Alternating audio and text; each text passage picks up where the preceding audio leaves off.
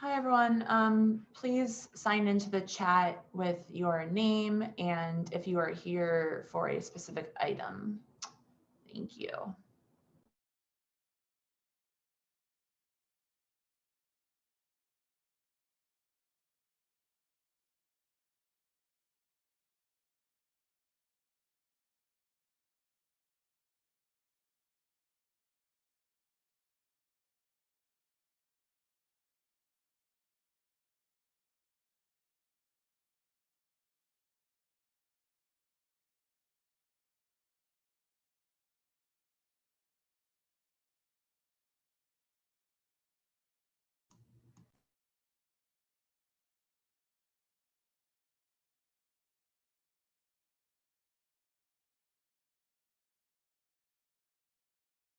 And this is all.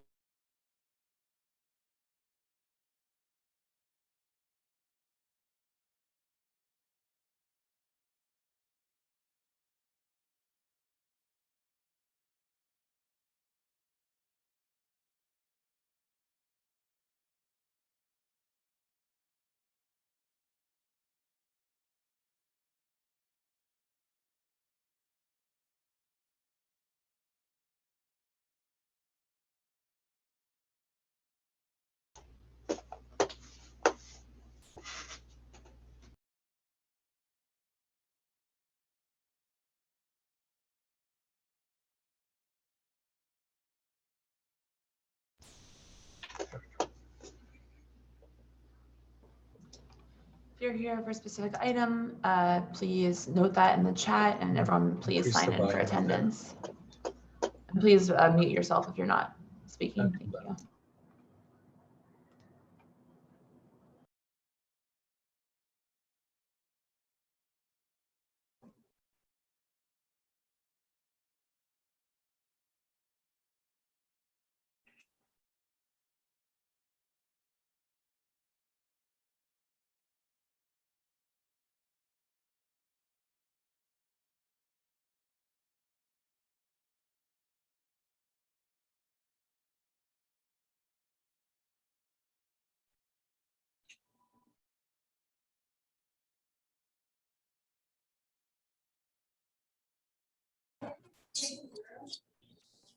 Hello.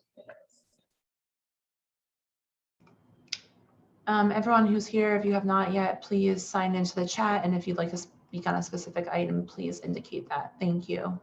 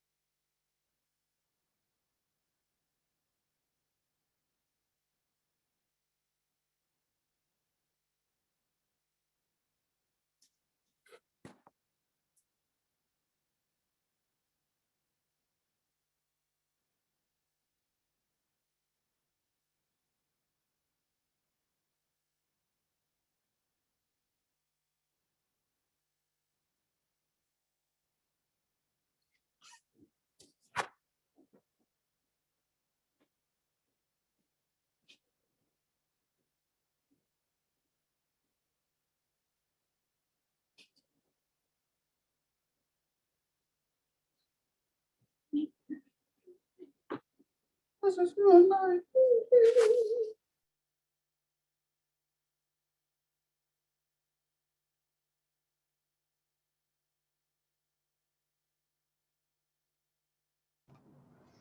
Hi, if you're just joining, please sign into the chat. And if you are here to speak on a specific item, please indicate that. Thank you.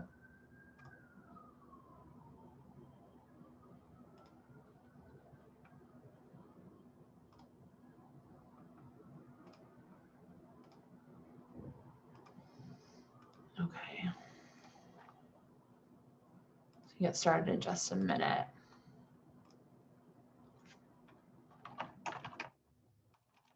Okay. All right. Welcome everyone to the second meeting of the month for SLA committee. I am the chair, Michelle Cooper-Smith. And I'm just going to run over a few items before we get started.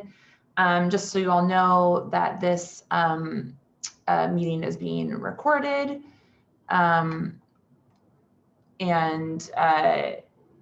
All attendees, I've been saying this, should please sign into the chat box. And if you'd like to speak on a specific item, please indicate that. We're using the chat just to sign in. And if you have any technical issues, the chat will go to me. I will announce when each agenda item is up for comment from the public. Please use the raise hand Zoom function if you'd like to speak on that item when it comes up. I will recognize speakers with a 2-minute limit. And if you are here with a group, please select no more than 2 speakers. But I will note if there are more than that here in opposition or in support or whatever it might be. So just, I know that there are probably a lot of people here from community groups tonight. So just be mindful that we're giving 4 minutes for each group. So you can do that for one person if you'd prefer. And I have discretion, of course, to extend that time if, if we think that that would be helpful. And please keep yourself muted unless you've been recognized, just to limit background noise. And we have a really packed agenda tonight. So I just want to ask everyone to be mindful of that, of everyone's time, and to be respectful of that. And if you have, I know if you have comments, just try to keep them as succinct as possible. I might start limiting it beyond fewer than 2 minutes if we're getting very late, because we have 9 agenda items to deal with this evening. And I should also note that we might go a little bit out of order just because I think that there are some items that we might be able to get through a little bit more quickly, and I don't want there to be people waiting all night for 10 minutes. So please bear with me on that. So with that being said, we will start with a roll call vote. Michelle Cooper-Smith, present. Jesse Beck. Yes. David Crane. Yes. Herman unfortunately had an emergency and cannot make it. Ellen Liu. I don't think Ellen's here either. Alex Maltano. Paul Ciros. Yeah. Hello. All right. Thank you, everyone who came. Okay. All righty. Okay. Are the applicants, just so everyone knows, again, I'm just going to reiterate this. I will probably go out of order just to get through maybe some of the quicker items more first while it's still early. Although I know that there are a lot of community members here for at least 1, if not 2 items, so we will get to those shortly as well. If by any chance is the applicant for Hub Thai here? Number 15? Yeah, I'm right here. Can you hear me? Okay, yes. Hi. Hi. Okay, I'm gonna drop the application in the chat for everyone if they'd like to follow along. Then I will hit the top points and give the applicant a chance to clarify anything. Okay. So I'm just going to mute you because in the meantime. Okay. So number 15 is an application for 50 Avenue A for Hub Thai. It's a Thai restaurant. This was previously via Samita, which was licensed with the restaurant wine license. The application is for opening at 12 p.m. all days and closing. Susan, do you have your hand up for a reason? You're muted, but okay. Okay, sorry, No, closing later. Okay, okay. Opening at 12 p.m. all days and closing by 11 p.m. Sunday to Thursday and 11:30 p.m. Friday to Saturday. We received 12 signatures and support from residents of 141 East 3rd Street, which is directly across the street. There are 7 full liquor licenses within 500 feet of this application. And one thing, Cassia, could you just clarify for me what your previous licensed experience is? Have you held a liquor license in the city before? You can unmute. You hear me? Okay. Yes, Yes. yes, I do. Okay, where, can you just describe what that is? It's One More Thai on Clinton Street, 6 Okay, Clinton Street. Is that a wine beer license? Yeah, wine and beer. Okay, and did you indicate in your application that you had another place in the city, or is that the only one? I'm sorry? Did you indicate, I thought you indicated in your application that there was one other location that you were licensed at, not in this district, but elsewhere in New York? No? Yes, yeah, the other one is in Queens. Okay, and what is that called? Prick Thai, yeah. What's the address? 4716 30 Avenue, Astoria.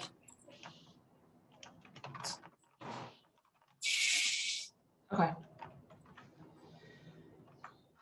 Okay, and is that, did I hit all the correct points? Anything you need to clarify or correct with what I said?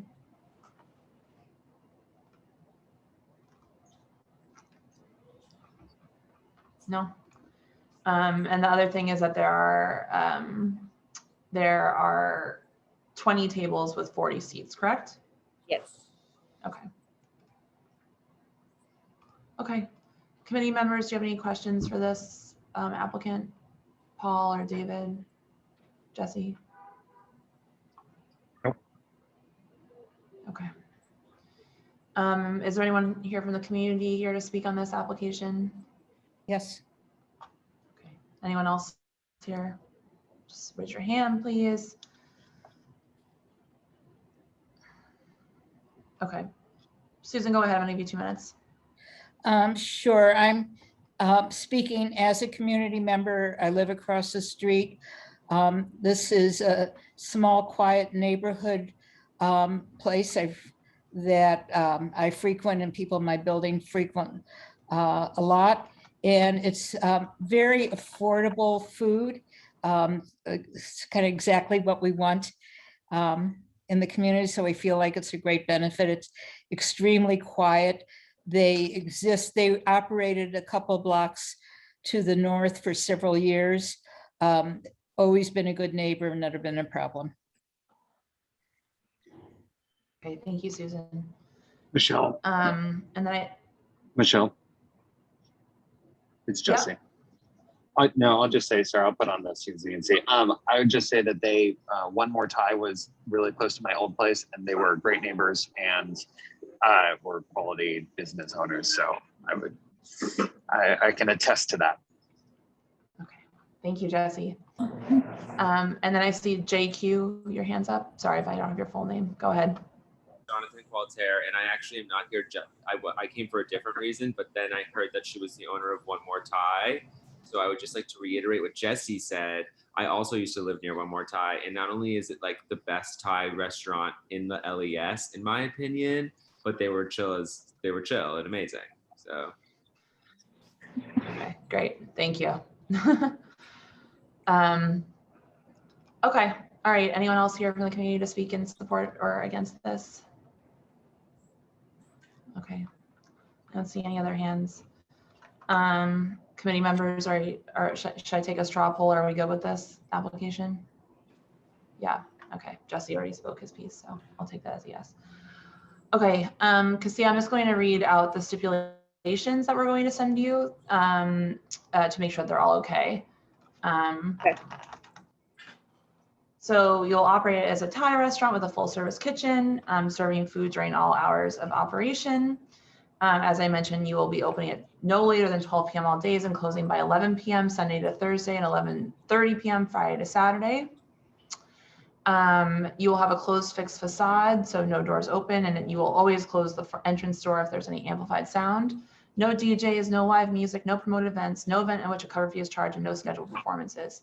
You will only play ambient recorded background music. You will not apply for an alteration without coming before CB3. You will not participate in pub crawls, no unlimited drink specials, no happy hours, no wait lines. You will post a stipulation form beside your liquor license at your business, and you, Cassia, will be the one responsible for any contact from the neighbors. Does that all sound right? Yes. Okay, great. Okay, so Wait. I think there's a mistake. what? I don't think the front facade is closed because it's open. You could walk into where the tables are on the sidewalk right now.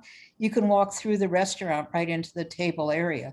I mean, it's not Okay. objectionable at all. I just want the right. Just change it. Just Yeah, walk the in other. there, yeah. If you can't go Okay. inside, because we have the things around, but you have to walk through the door and then just, get in there. But it's open. It's not Yeah, closed yeah. fixed. Yeah, it's open. Okay, so you will close any front or rear facade doors and windows at 10 p.m. Yes. And what about sidewalk use? We don't have the sidewalk, just only the. For the Hold handle. on, sorry, I'm hearing multiple people talking. Susan, do you mean 10 p.m. stipulation outside? Yeah, Okay, Cassia, are you okay with the 10 p.m. stipulation for outdoor dining during the duration of the COVID crisis? It can be 11 because we have only like a 2 table only in the front. Okay, Susan, has it been a problem, the outdoor dining? it's never been a problem and the people who live above didn't show up, so. Okay, so should I? We'll keep, so we can do 11 p.m.? we'll have some sign to, just, keep everything the voice down, respects all the neighbor. Just, the symbol for that. Okay, so we can do 11 p.m. because I mean, it's allowed till 12 a.m. right now, so. Yeah, 11 is that okay? And I guess that, yeah. Anyone from the committee have any objections to that? 11 p.m. outdoor? Okay, not have anyway. It's not Okay. a rowdy restaurant. Outdoor dining until 11 o'clock p.m. The Oh, duration of the COVID state of emergency. Can I ask, have we done that elsewhere? Or have we been holding? Oh, to this 10 is p.m.? new. This is new because Yeah. since I think last month we haven't had, last month's meeting was like before they lifted the curfew. It was like 11. So we haven't been doing this at all up until this point. That's correct. Yeah, but it's something that we're going to, we can consider, of course, for any application. Even though, yeah, I kind of think we should hold to 10 p.m. because we do for shedding facades, and why create variability? I kind of think we're going to want to hold to 10 p.m. in the future is what I'm saying. So I'm asking us, should we start now at 10 p.m.? I actually don't see a reason not to. Okay. I'm not opposed. I don't know if we have other opinions on Jesse, that. do you have any problems? I think it's right. Everything is 10 p.m. It's a little confusing now with what the city is doing. I mean, but it should be 10 p.m. Yeah, well, that's like CB3 outdoor standard. So we're in a new world now. Okay. Cassia, is that, I mean, this is a stipulation that we're going to put in. So. Yeah, that's fine. It's just, Okay. we're just gonna start it now. It's fine. Yeah, I'm okay with all that. right. Okay, great. Okay, I'm going to move this to a vote then, unless there are any other issues from the committee to bring up. Nope. Okay. Michelle Cooper-Smith, yes. David Crane, Yes. Paul Sierros, Yes. Jesse Beck. Yes. Okay. Thank you. Thank you, Cassia. The office will send you these stipulations probably tomorrow morning. Please sign and return them, notarize and return them as soon as possible. Thank you. Thank you. Sure. I can leave now, right? Yep, you're good. Thank you. All right, thank you so much. Have a good day. Yep. Everybody, thank you, everybody. Okay. I'm just going to see if there's one other applicant here before we move to I think we'll do the COC if this one is not here. But is the applicant for 245 Bowery here?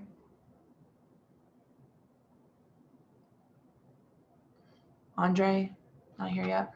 Okay. Yes, we are. Sorry. Oh, okay. Hi. Sorry. I was going to say you lost your chances. Yeah, we with the line. lost. Yeah. Hi, how are you? Hi. Okay. I'm just going to read through everything like I did with the last one, and I'll drop the application in the chat. 1 second. No problem.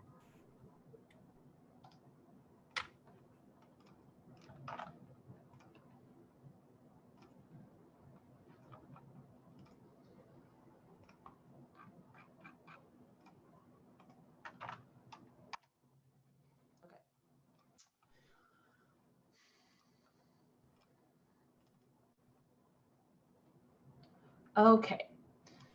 So this is an application for a new on-premises liquor license at 245 Bowery at the intersection of Stanton Street. It is an application for opening 11 a.m. all days, closing at 1 a.m. Sunday to Wednesday, and 2 a.m. Thursday to Saturday. This applicant was previously licensed at a Van Diemen's Bar and Kitchen in Midtown-ish, Murray Hill.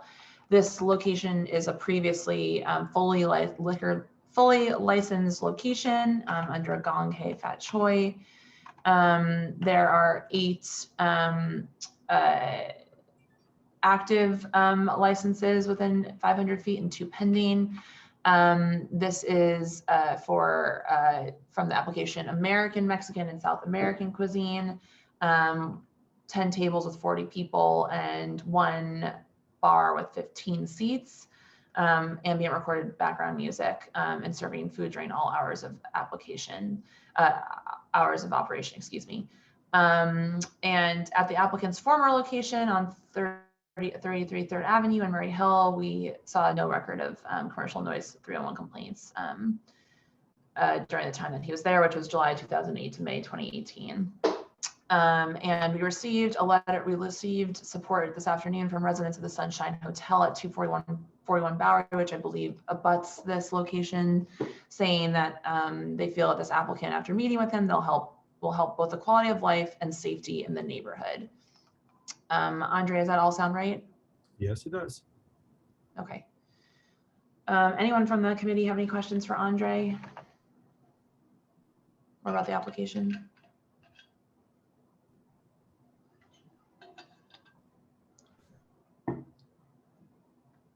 David, Jesse, Paul, you're good? I'm good. Okay, cool. So All right, so go ahead. Can I ask, it's going to be a restaurant. Is there any other, is there any entertainment aspect to your concept that work gets used a lot by restaurant types? I mean, no, we predominantly would just want to do serving food with cocktails and drinks. We would like to be able to have a couple of seatings a night. That's about it. No entertainment, no live entertainment or anything like that. Zero plans. Thanks. No problem. Thanks, David. Okay, anyone from the community here, please put your hand up. Okay, I see one hand. Michelle, go ahead. Hi, Michelle Campo, Bowery Block Association. I don't know if anybody from 10 Stanton was contacted for this application. I know there have been several applications for this space in the past, I don't know, 5 years or so. Nothing which came to fruition, actually, and it was good that they didn't. But anyway, that's another story.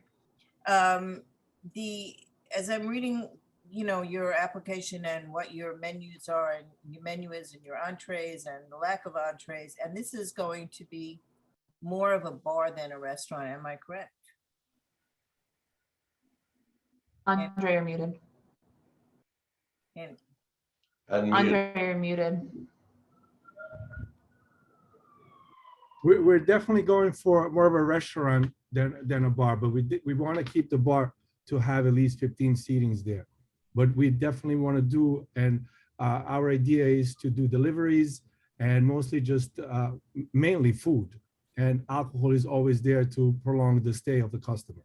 All right, because there seemed to be more alcohol than food. This is why the alcohol, menu was rather extensive and the food was not. And are you having all 3 floors? No, we have the ground floor, and in the basement there's a kitchen. And what would be in the basement? The basement is the kitchen. The kitchen. Kitchen and the bathrooms, yes, correct. So there will be no tables in the basement. Right now, they're on that show. The drawing shows the tables, but we don't plan to have them. We just want to utilize the space upstairs. Okay, no TVs? We're about to have 6 TVs in 6, front of the host. 6, yes. that's a lot. Okay. Not happy with that. We always figured that when we have some kind of a television presence in there, it gives us an opportunity to maybe have something that people want to watch, or we could utilize it for advertising our own product and the place itself.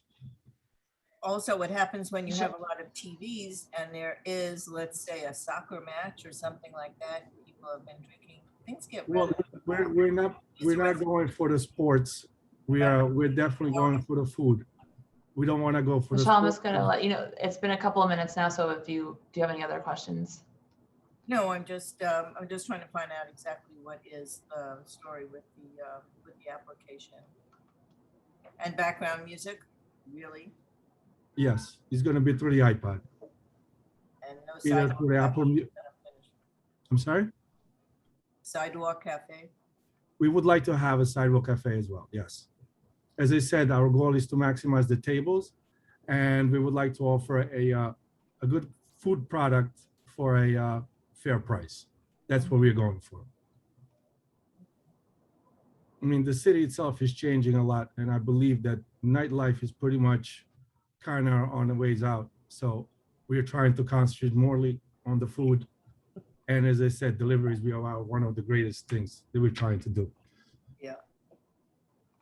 Okay. Thank you. Thank for your you. answers. Yes. Thanks, Michelle. Anyone else here from the community to speak or ask questions about this item? Please raise your Zoom hand. Hi, Terrence. Hi, sorry, I was on this item. yeah, I'm the attorney. I apologize. I was at another community board. I was at another community board meeting. Sorry, I know I skipped the line for you guys. I apologize. But anyone else here from the community to speak on this item? Okay, I don't see any hands. Any other questions from the committee about this? I thought Michelle's questions were good, helpful. Thank you.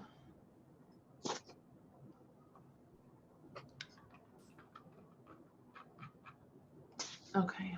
All right. Well, I wrote a draft resolution as I've been doing, so I'm just going to share that for the committee to take a look. How are we feeling about this one? Straw poll, thumbs up, thumbs down, any concerns? All right with it. Okay, David, thumbs up. All right. Yeah.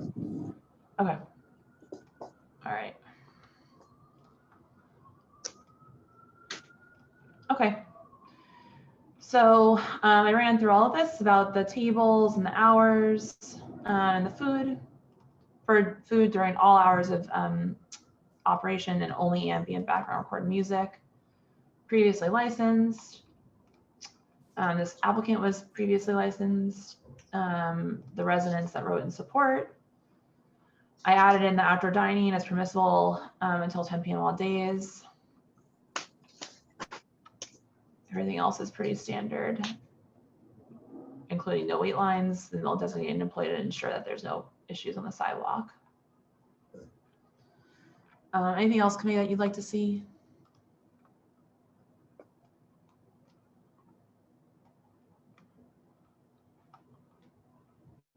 Can you make it bigger?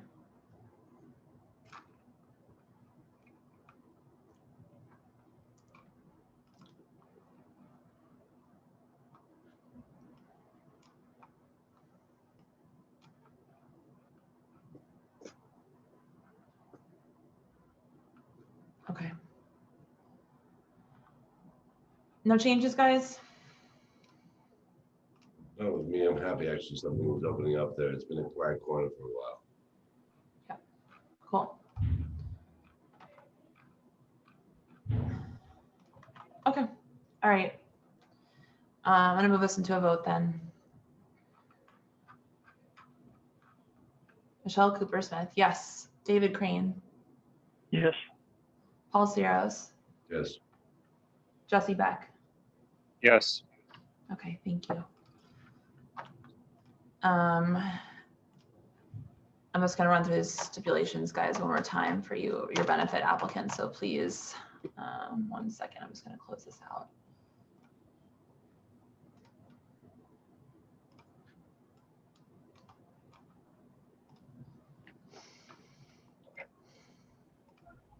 Okay.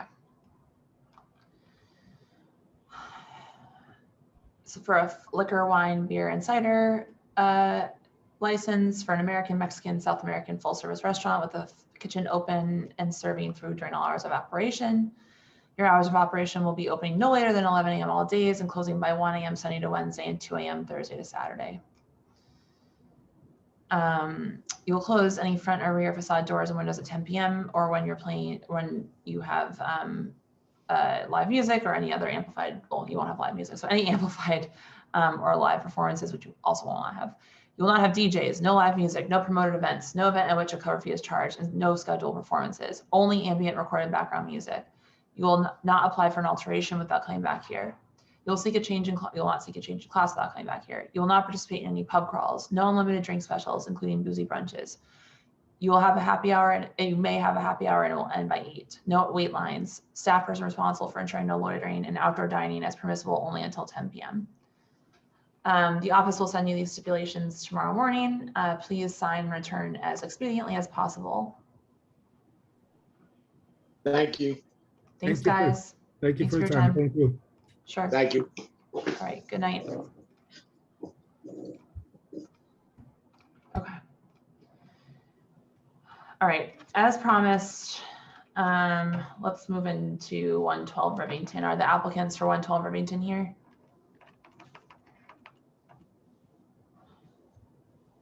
Ravi Sharma here for the applicant. Hi, Robbie. Is Alan Manarelli here? He should be. I don't know. I'm here. Okay. Hi. Hello.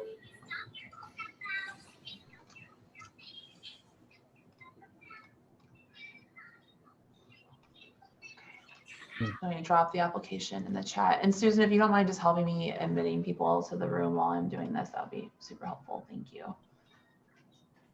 Okay.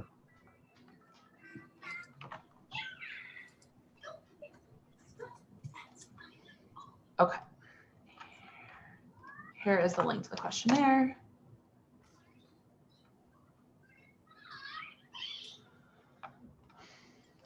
Okay. I'm going to do my best to summarize this.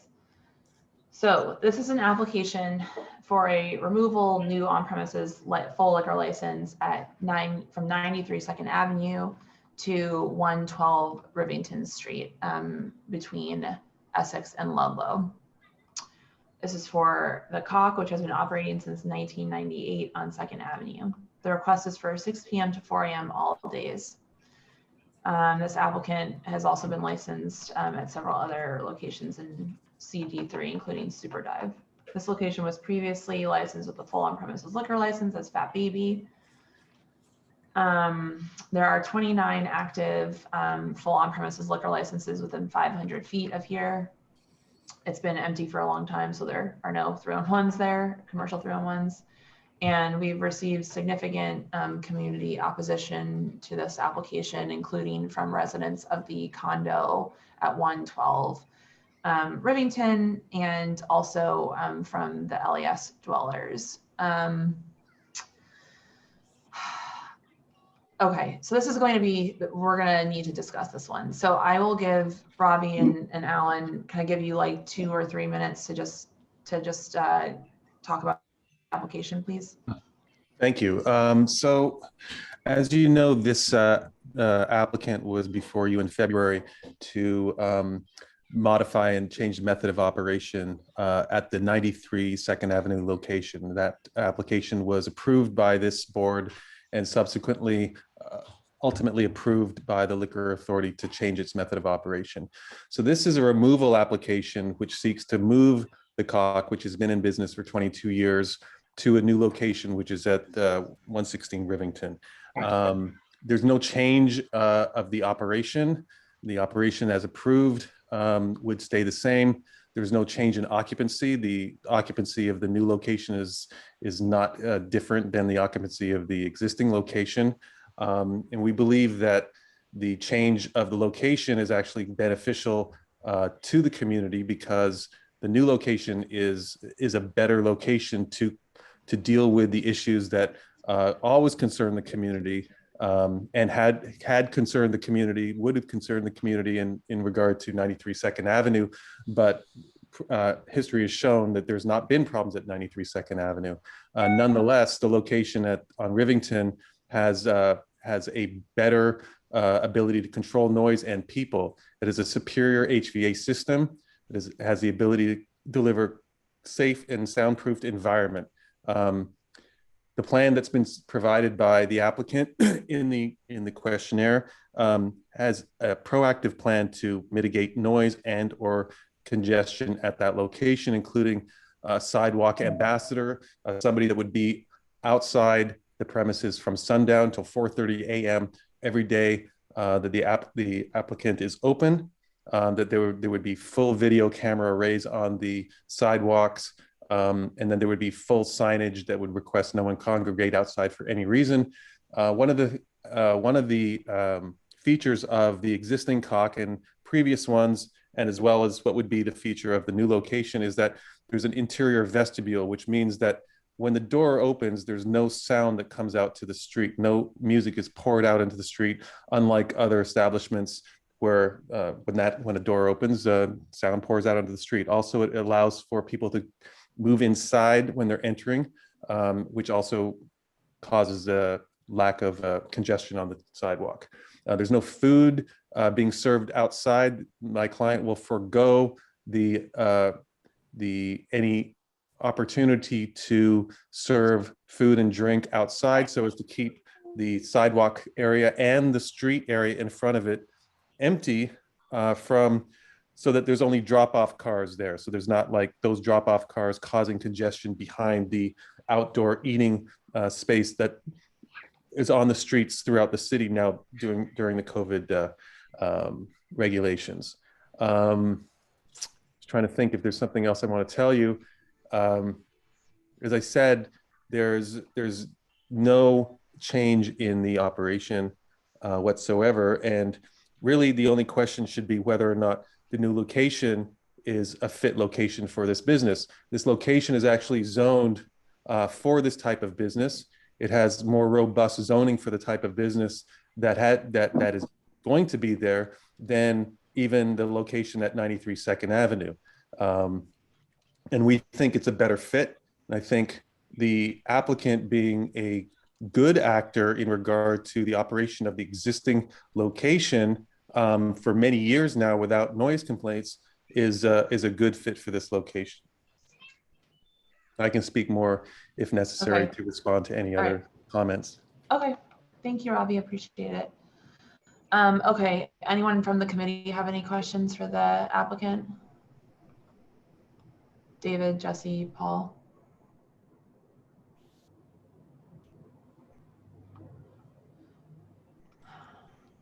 Okay, I have a question. Can you speak to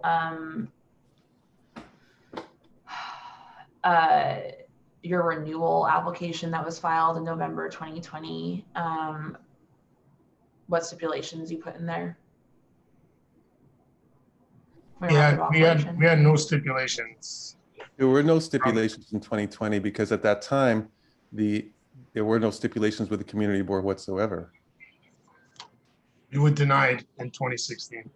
In 2016, the community board voted to disapprove the application. There was no stipulation. Right. The SLA nonetheless provided a license. So the license, up until the stipulation that was entered into recently for the method change that just happened in February, there was no stipulations prior to that time. Okay. Susan, I believe you foiled that. Can you just confirm that? I did, and I didn't see any stipulations. I think that's correct. Okay. But I would also say You don't put stipulations on a renewal. And so I don't understand the question. Well, Well, sorry, actually, method of that's- operation. I used the wrong word. Method of Okay. operation that was requested Oh, during the oh, renewal. oh, that's- Sorry, that's my fault. Okay. So then you're questioning the method of operation on the renewal. Right. Okay, that's a totally different thing. Can you, But maybe I don't really understand the question. specifically tell them what was incorrect. You checked off, I believe, patron dancing, employee dancing, karaoke, recorded music, disc jockey, and jukebox, even though dancing is not allowed at 93 So Second Avenue. this goes back to 2017 when everyone has been laboring under the false impression that dancing is legal. And as Okay. Susan will tell you, and so aptly pointed out to us, and which was confirmed by Ariel, the nightlife czar, that in fact, dancing is not allowed. Dancing is only allowed with the use group 12 designation on a certificate of occupancy, which is pretty infrequent. Everyone else believes that there's such a thing as dancing, but absent the correct zoning and the correct use group on your certificate of occupancy, you're not allowed to do it. We were working under the impression that dancing was allowed, and we were incorrect. You know, as I believe a lot of other people have been as well. Okay. Which Can is you why also, we sought to, and then we got a ticket actually for people for employee dancing, and much to my chagrin, they were correct in that I happen to show you the mayor's press release saying that dancing is not illegal anymore. Sure, it's not illegal, but it's only legal under specific circumstances. okay. You know, Can you, this is what we're trying to avoid. Is that I understand. I said this at the last meeting, is that as far as I'm concerned, the SLA has found a new home in enforcement, and we want to cross every T and dot every I, and we want to be in a situation we don't have to have any issues, quite frankly. Okay. And can you speak to your 2020 civil violations that the SLA issued? Well, someone got stabbed at a bus stop in front of the bar, and we called the police. Since we monitor the sidewalk, we happen to have the bus stop in front of us. Wasn't a patron that did it, wasn't a patron that got stabbed or knifed or whatever it was, but we're proactive about these things, and we put a call into the police. They consider that to be an incident report because it occurred in front of our location. Not to anybody that works for us, not from anybody that was our patron, but we got painted with that brush. Now I know that they didn't suspend the MTA's license to have a bus stop there, or to run buses when that incident occurred there, but we got the glory instead. Well, I mean, I think that they found other things in my understanding from the civil violations we got from the SLA is that there were other, that subsequently they fined you for disorderly premises looting. I want to just say something. That's their job. If they want to find something, they'll find something. Okay.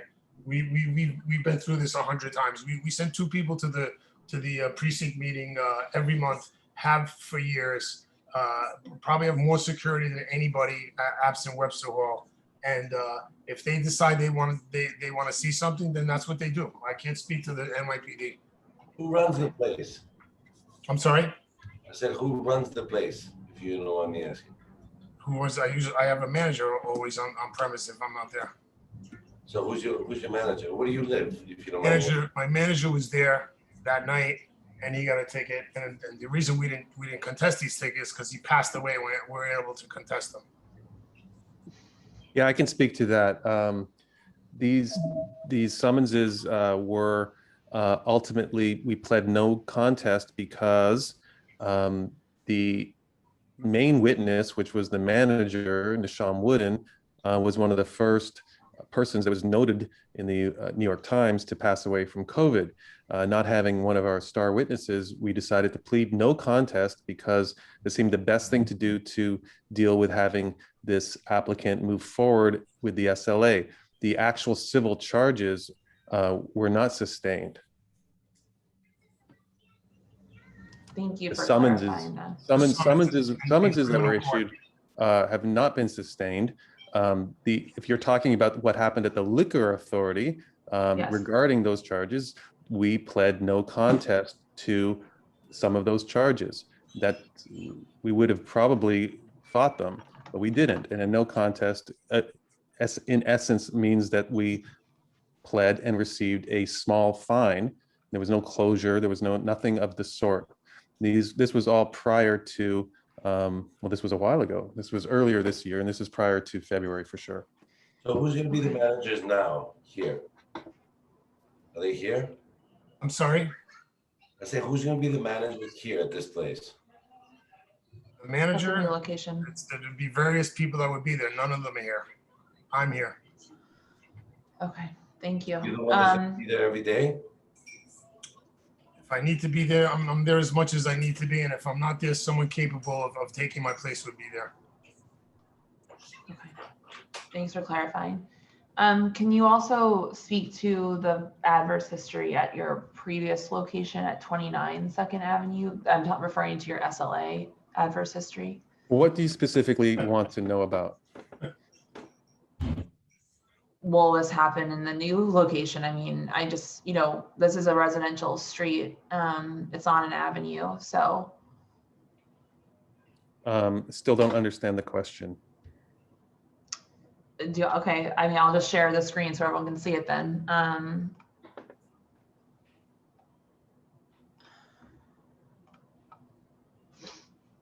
So this is the history that I'm referring to from your, is this accurate? Well, let's see. Unauthorized trade name. This is a 2011. This is offer $1,000 civil penalty, CNC accepted, and this was unauthorized trade name. So this was in 2010.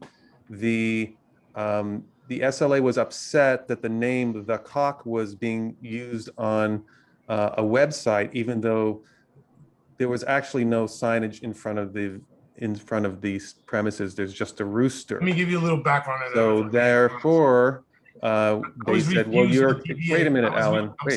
Wait a minute. If they basically said, oh, well, if you're calling yourself The Cock, or if you called yourself The Cock on a website, you need to have a DBA, The Cock, for the business." So yes, that's true, and so we pled no contest. Okay. And What received about a $1,000 disorderly? fine. What about disorderly premises? What about refilling contaminated bottles? Okay, so disorderly premises in 2004. Let's see.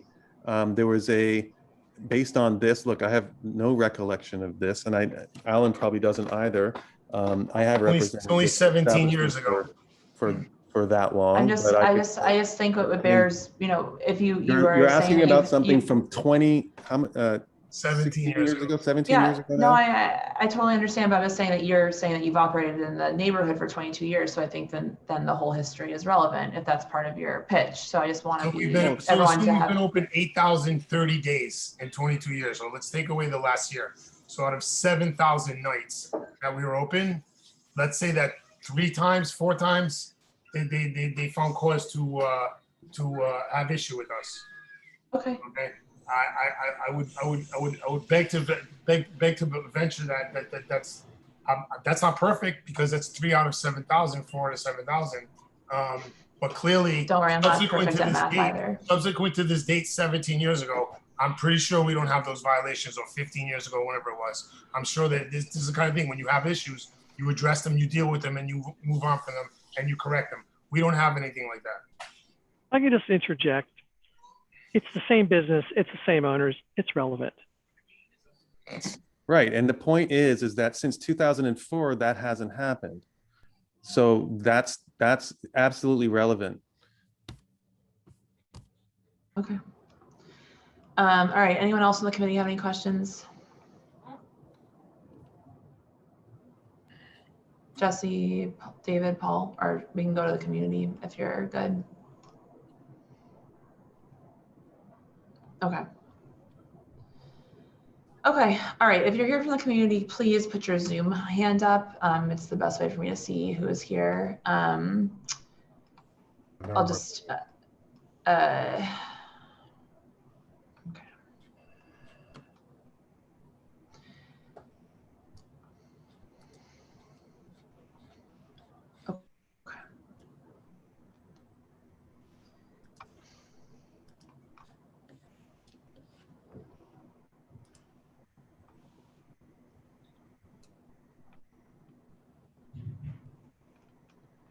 Okay, I see 11 people, probably more now, 12, 13. So I just want to say that that is doing the math a lot of time.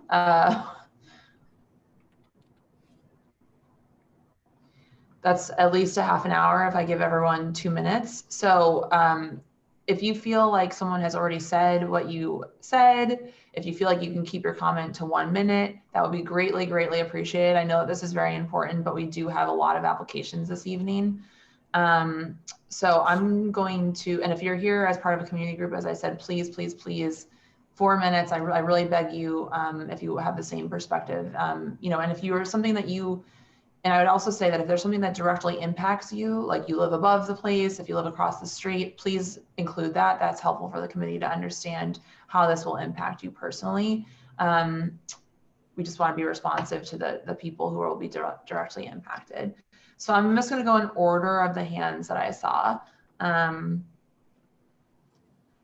I'm going to start with 2 minutes. Charles?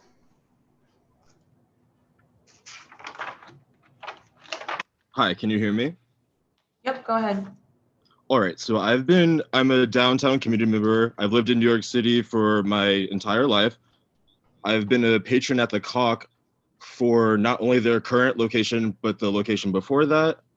I've spent many nights there. I have never felt unsafe in that location. In fact, I feel more safe in that environment than I do in 95% of other spaces in New York City.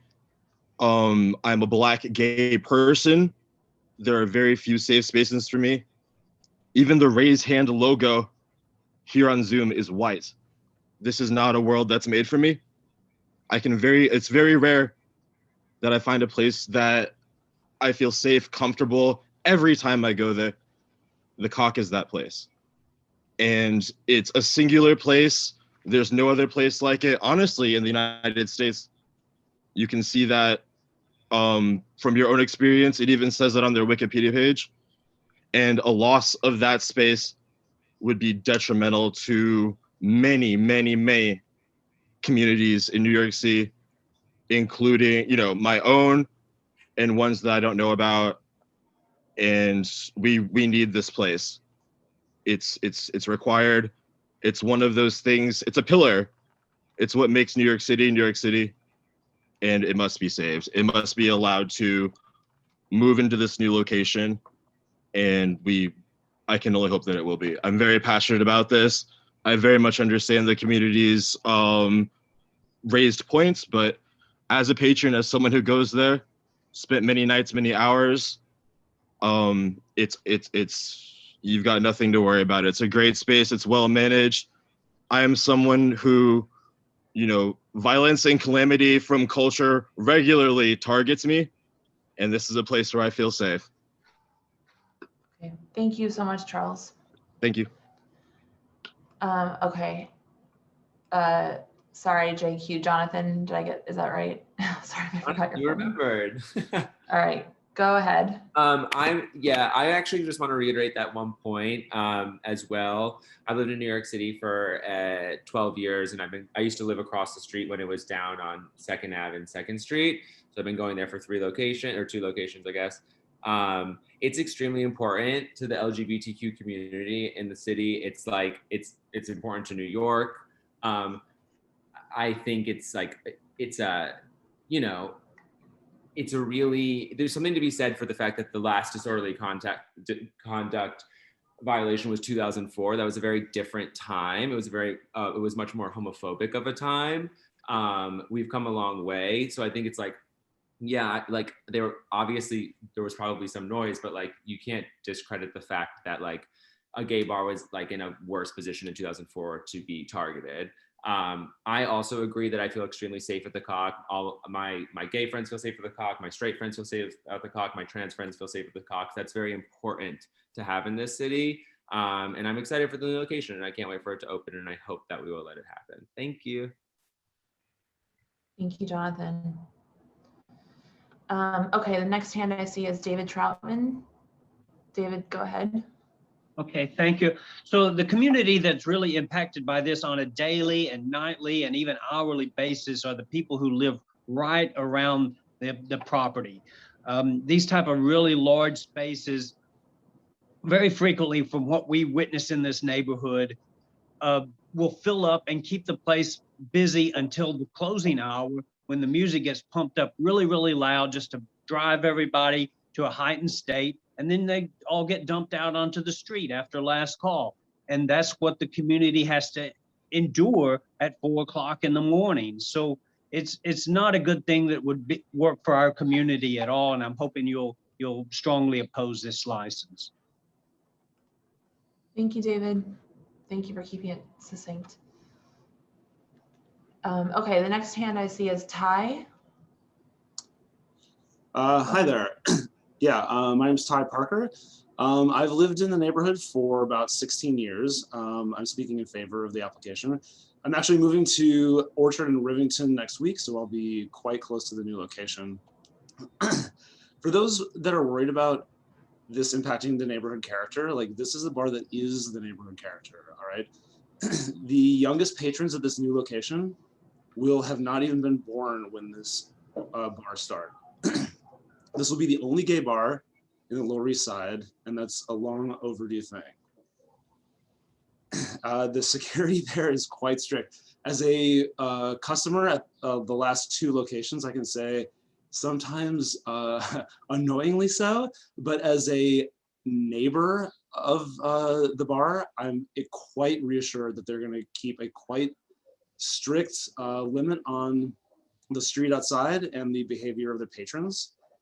And I also want to say, I know there's organizations like LES Dwellers that oppose it, and I'm frankly really tired of them using our neighborhood's empty storefronts as their trophies. So I'm really excited about this moving here and making the neighborhood a better place. And thanks so much for your time, appreciate it. Thank you, Ty. Okay. Deanne, I see you next. Do you want to, Deanne, do you want to? I can go last, and I know that someone had to leave. Yeah, thanks. Yeah, sure. But I was Mike. referenced. I hope I can respond to that later. Thank you. Sure. Okay, Michael Ewald. Sorry if I mispronounced your last name. Go ahead. You're muted. Hi, can you hear me? Go ahead. Oh, hi. I just think that the Cock is a very, very important community gathering place. And I know that it's branded a bar, but for gay people, these are closer to safe spaces and community centers. Not only has the Cock spurned an amazing amount of creative output in terms of fashion designers, recording artists, artists that go there and, you know, meet each other, we all get jobs through each other. It is a whole web of things, and the Cock has really become the East version of Stonewall. It's just as important to the younger kids and the people in my generation as Stonewall was to the generation before.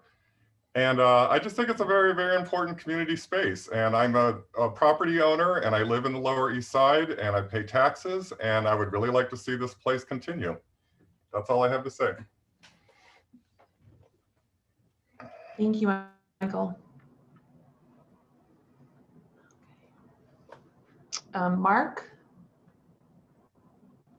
And if you're a resident, please include that in your, for everyone. Sorry, Mark, just 1 second. For everyone, if you are a resident of the Lower East Side, please include that in your statement. Thank you. Go ahead, Mark. Hi, guys. This is so important that I'm calling in from vacation, so I'm sorry that I'm on the beach right now, but I just want to be brief and reiterate what everyone said in support. I've been going to the Cock for 15 years. I've lived in the neighborhood off and on, including around the corner on East 3rd Street, and I live down the block on Elizabeth, so I'm not sure if that's in the current jurisdiction, but I'm right around the corner, and me and my friends cannot be more excited. But I've been going there for 15 years. Security has always been strict about keeping things quiet outside and keeping things safe. And I went to the Fat Baby space when it was a straight bar, and I can assure you that the security there did not take things seriously in the way that security at the Cock has been taking things seriously for 3 locations and counting. So I just wanted to support how important it is to a large group of people in New York that this bar continue, and just say thank you for your time. Thank you very much. Thank you, Mark. Okay. The next, I see 917-257, 8277. Yes, That's that's you. me. Please go ahead. Can you hear Go me? ahead. Okay. Yep. I've lived in this neighborhood for 40 years, so I'm a lot older than a lot of you guys, but I also worked in clubs. And when I worked in clubs, we had clubs that weren't in residential neighborhoods. They call this neighborhood Hell Square for a reason. We've been tortured for years by noise and people coming out at 4 o'clock in the morning. And we just don't need another one. It has nothing to do with LGBTQ. It has everything to do with the sound of people drunk out on the streets. And from what I've heard from your place on 2nd Avenue, I don't have any reason to feel that it's going to be any different. Thank you. Thank you.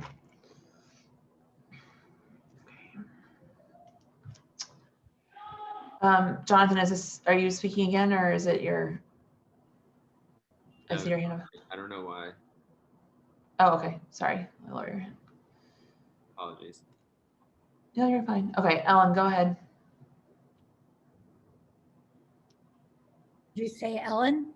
Yes? Yep, go ahead. Hi, my name is Ellen Konigsberg. I live at 87 Rivington, apartment 2F, with my 13-year-old daughter, which is Elizabeth Street Mark, I'm afraid, is not really around the corner. My daughter is 13. I also have a small business in the neighborhood, and I too am older than many of you.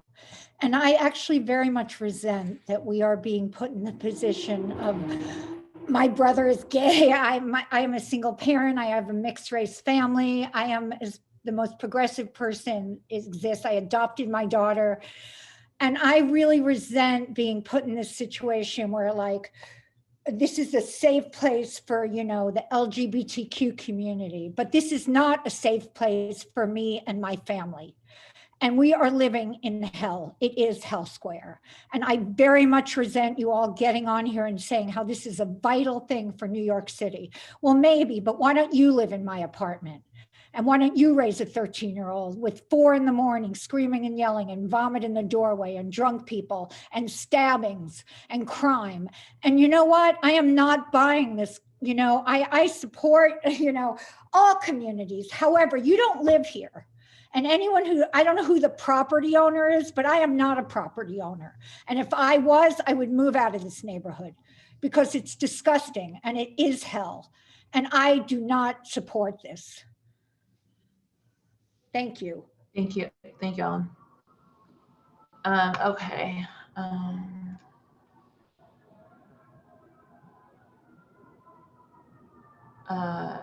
Brian Nash. Hi there. I do live in the neighborhood. I'm at 137 Norfolk and have been for about 5 years, but I've lived in various kind of Lower East Side locations for the last 15 years. I've worked in bars and clubs most of the time that I've lived in New York City. I've been a patron at the Cock. I want to reiterate that, yes, their security has always been incredibly strong, and there is not a bar in the city that has any sort of music that has not had any sort of violation in the last 15 years. So the signage, I understand Ellen's concern. The signage is— I'm not concerned about the signage, excuse me. I'm concerned about the noise. Ellen, please. And sorry. I didn't Brian, interrupt when you came for me, Ellen, so please don't interrupt the next speaker. Thank you. And I used to live in the neighborhood, so I was very upfront guys, about that. please. Everyone, sorry, no, let's not, please, no yelling at each other, no interrupting. Go ahead, Brian, sorry. Thanks. This business has always been very aware of the neighborhoods in which it's existed.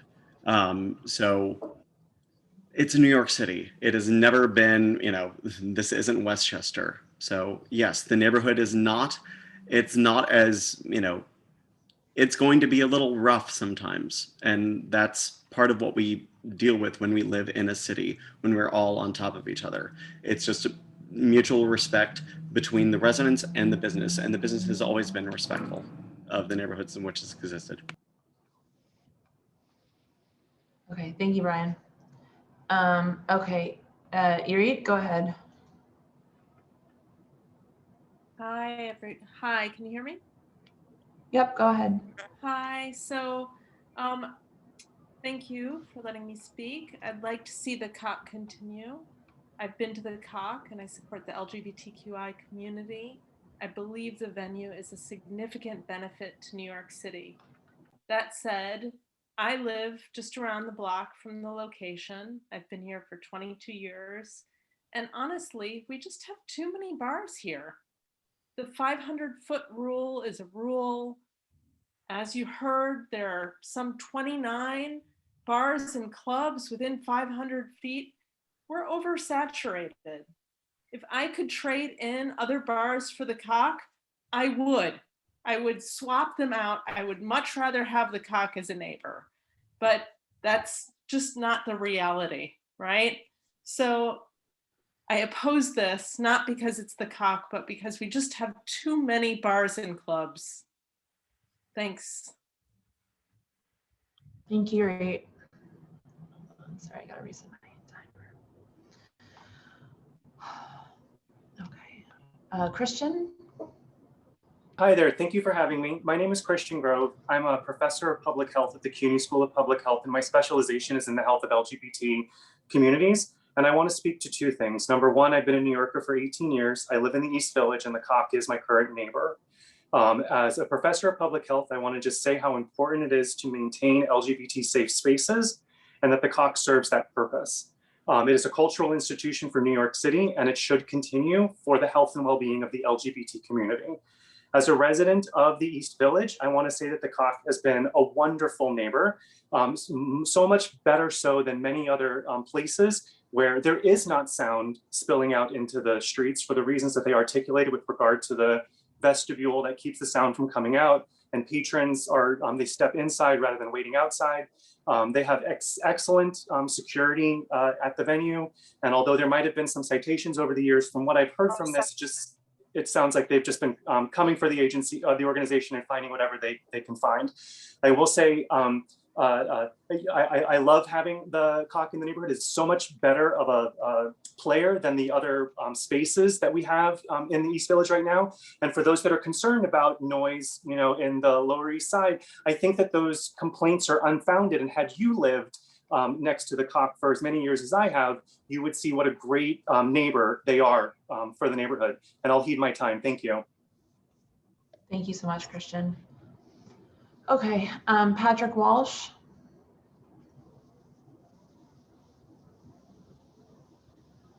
Patrick, go ahead. Hello, can you hear me? Yes, go ahead. Yes. My name is Patrick Walsh. I've been a resident here for 20 years with my family. And I'm in opposition to this establishment, which sounds like an important establishment for the gay community.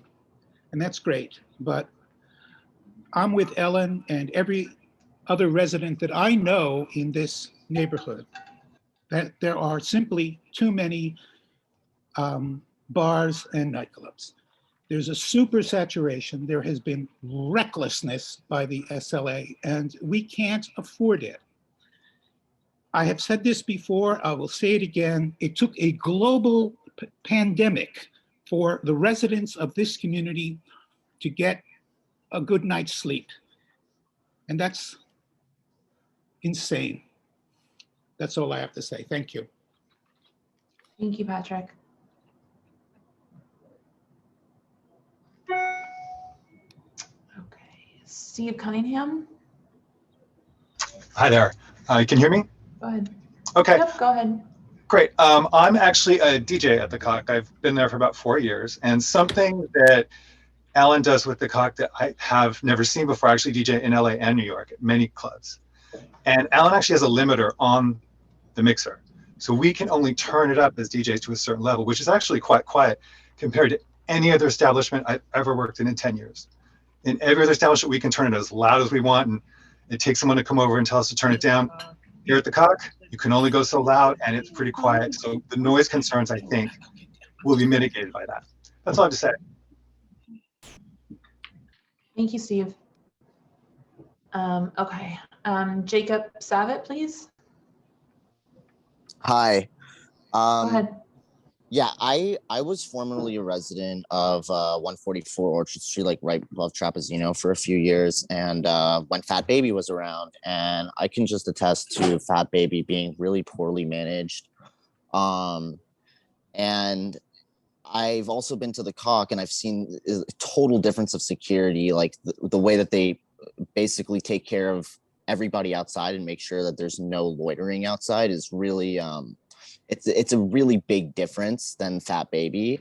And I kind of think the truth is about this space. The space is built out as a bar. I've been to Fat Baby many times. It's a bar space. Eventually, I think it's more or less inevitable that a bar will take this space. And I think it really comes down to finding the best actors that are going to take this space and manage it in a professional way. And I think the Cock is really good, really fits that purpose. And not only that, obviously there's a lot of, it holds a lot of significance for a lot of different people, but from my perspective, that's really secondary to just it being managed in a very professional and considerate way to neighbors. And I think that's something to bear in mind is if it's not the Cock there, it's likely it's going to be a bar that's actually noisy and actually disruptive. And I'll just say I lived on the corner of Orchard and Rivington, and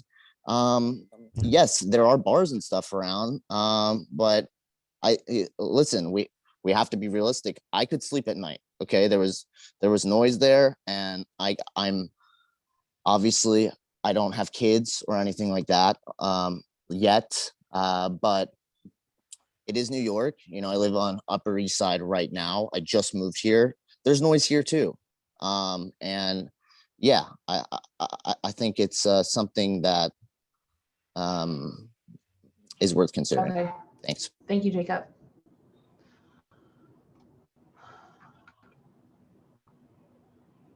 If anyone is having trouble raising your hand under reactions, there is a raise hand function.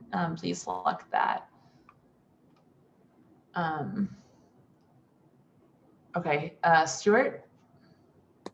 Hi, yeah, Stuart Zamsky from the East Fifth Street Block Association. And I would have to concur with someone who previously said, let the Cock continue. Let the Cock continue on 2nd Avenue. He doesn't need to move to an oversaturated area where he is going to be a horrible disturbance to those people. He's already got a place on 2nd Avenue. Let him stay right there. Alan Manarelli does not deserve this transfer. When his past behavior and his history is brought up, both he and his lawyer say they don't want to talk about the past. They don't want to go back X amount of years. Alan Manarelli has run some of the most notorious bars on the Lower East Side. He turned a bookstore that had a beer and wine license into a place called Super Dive, and it was a blight on the neighborhood. He's a menace. He has persistently refused to come to agreement for stipulations with our block association here at his old location, at his current location, and he has refused to come and make stipulations with the community board, which the community board is aware of. When he appeared last time, he did not disclose that he had violations given to him and that he has paid around $10,000 in violations in 2019 and 2020.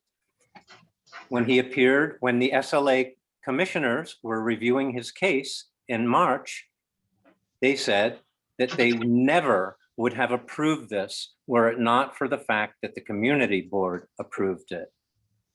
And a commissioner in February noted that he was in violation of his stipulations. Stipulations, Alan Manarelli says, he doesn't have.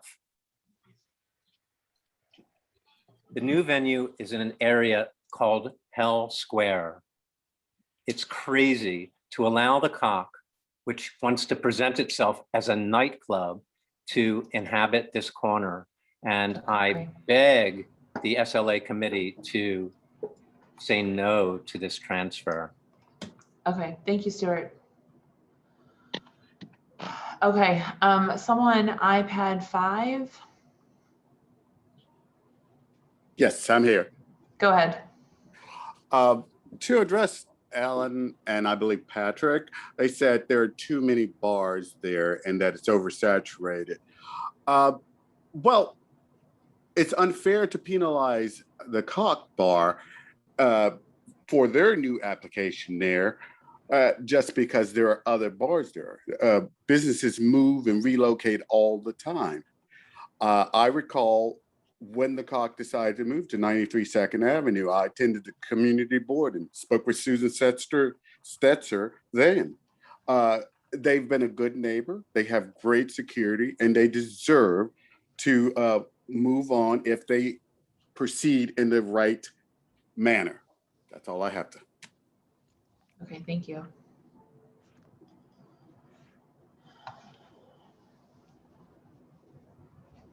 Okay, we have 1, 2,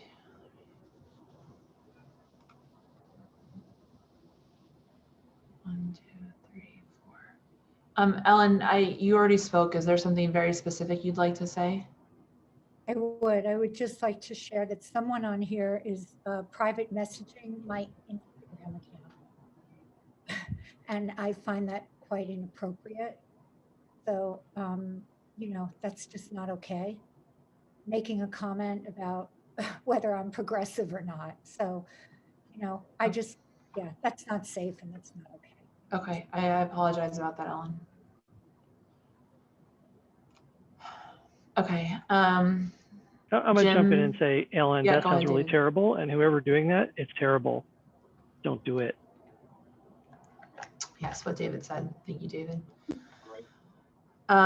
Okay, Jim, go ahead.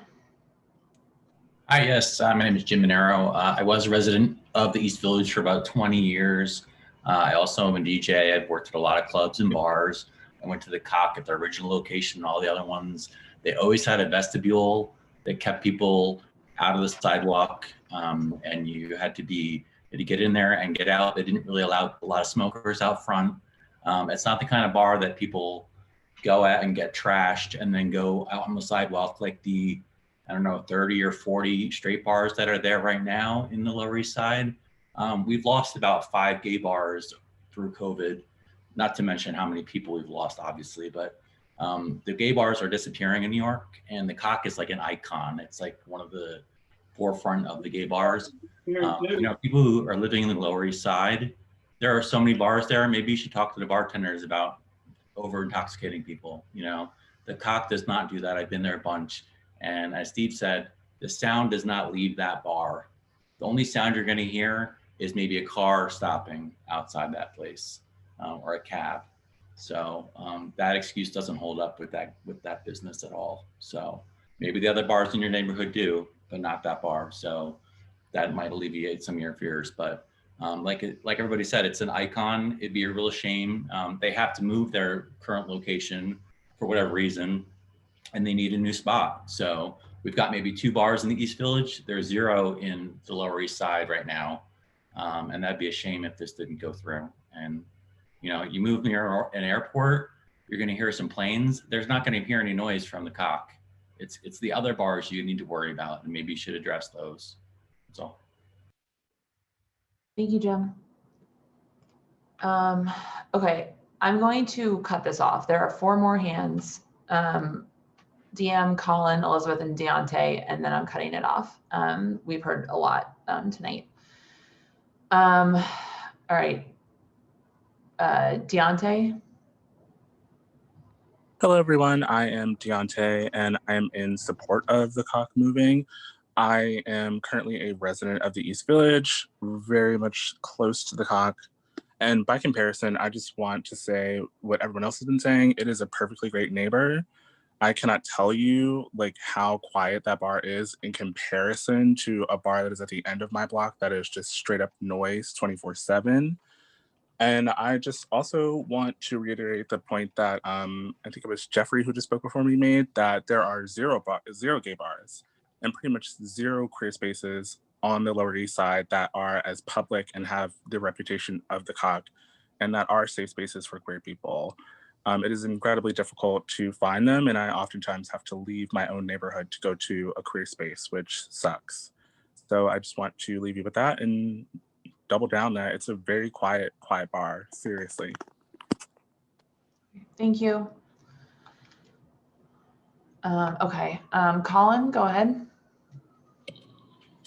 Hi, I just wanted to kind of respond to some of the people who have opened their statements with noting how important this bar is to the LGBT community, but that there are simply too many bars in the neighborhood.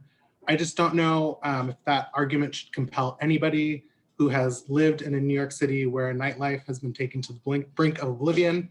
It would be a real shame if people lost not only their community spaces, but their jobs because a bar couldn't reopen. Thank you. Thanks, Colin. Okay, Elizabeth?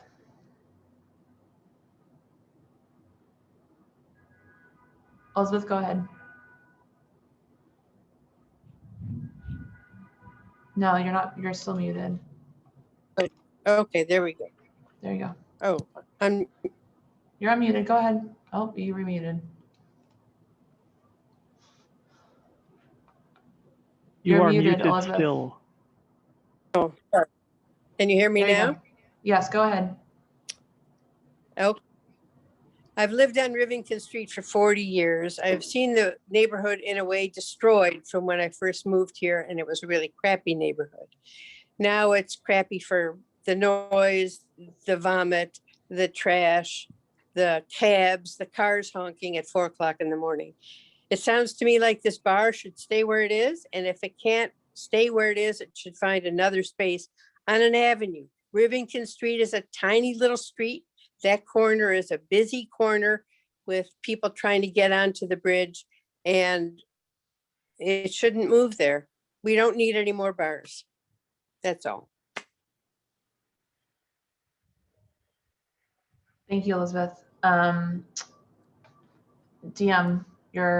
I know Matt and Daniel, you'll raise your hands, but after I said I was cutting it off, so I'm just gonna let DM close out. DM. The only reason I wanted Daniel to speak was because he actually lives above the building as part of the co-op. Okay. I think it's important that he speaks.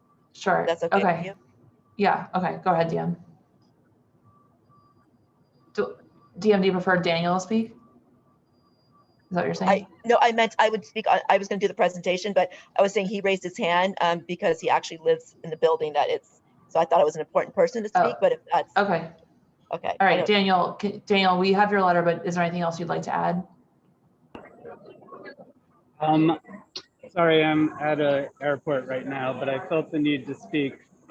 The biggest concern right now is that this space is not as the lawyer described currently. There is no vestibule. There's illegal entrances or illegal exits. There's not soundproofing.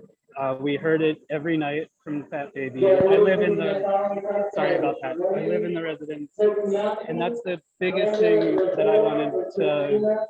And the biggest thing is that the use group is not currently 12 that he wants.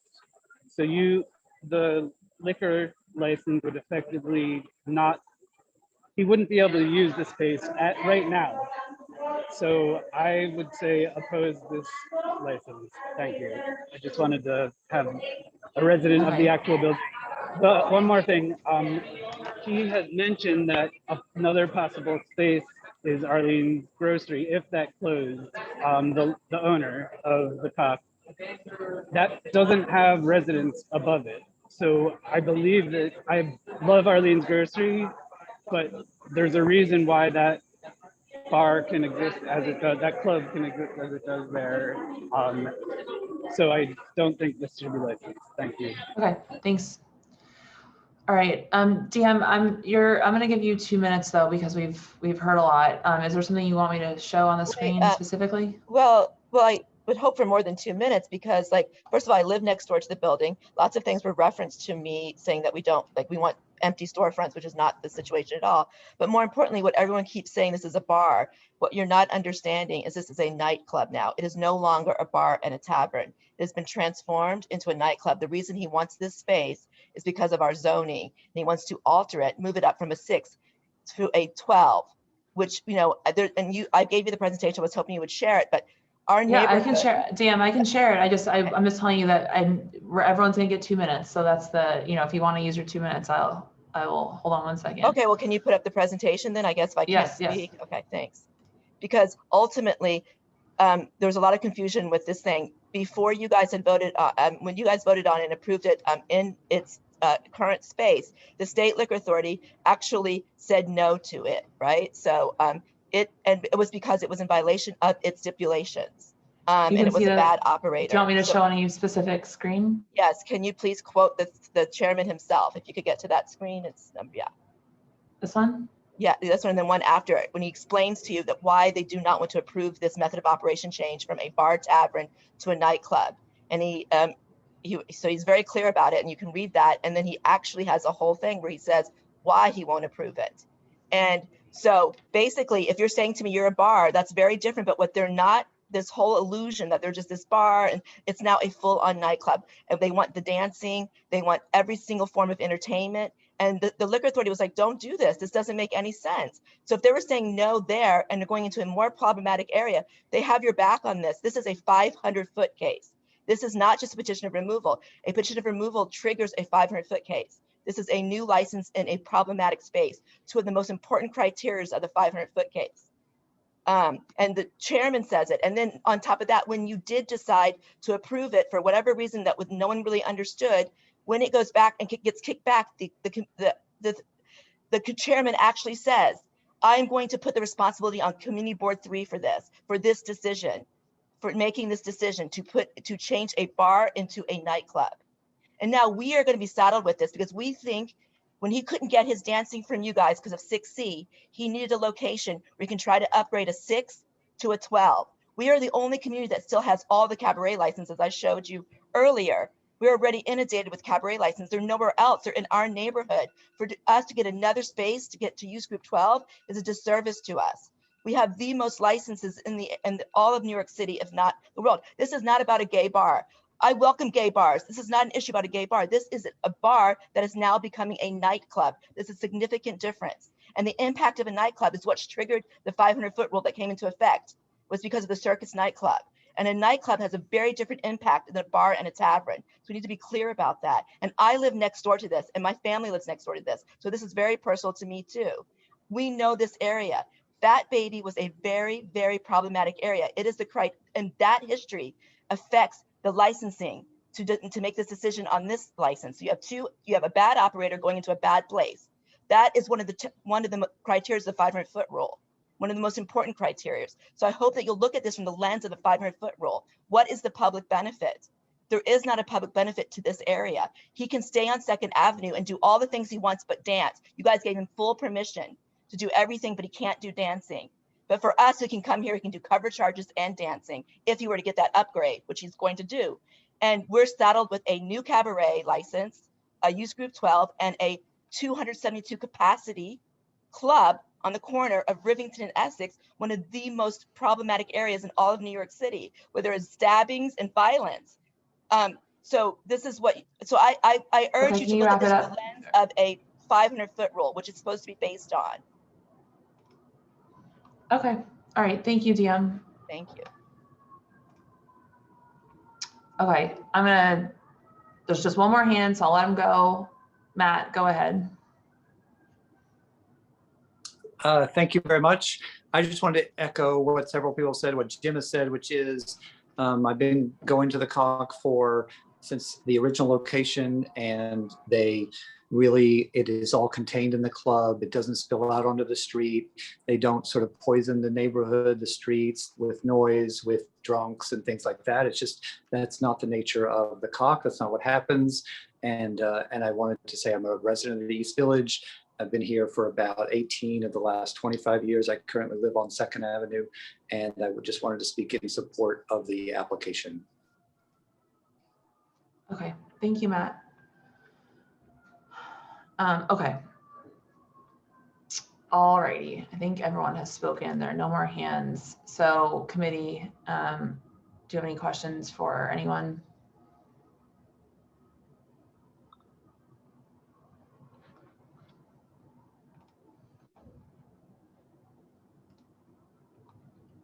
No. All right. David? Asking questions, but it's not like directed at anyone, so opening up for that. You can ask me a question. What's the I'll ask question? you a question. I would like to find a way to write a compelling resolution that would win at the SLA that would prevent them from opening down there. It's a location that has had a bad history, fat babies and et cetera. And it's going to be a nightclub. It's not going to be a bar. And they don't need that down there. They don't need another one.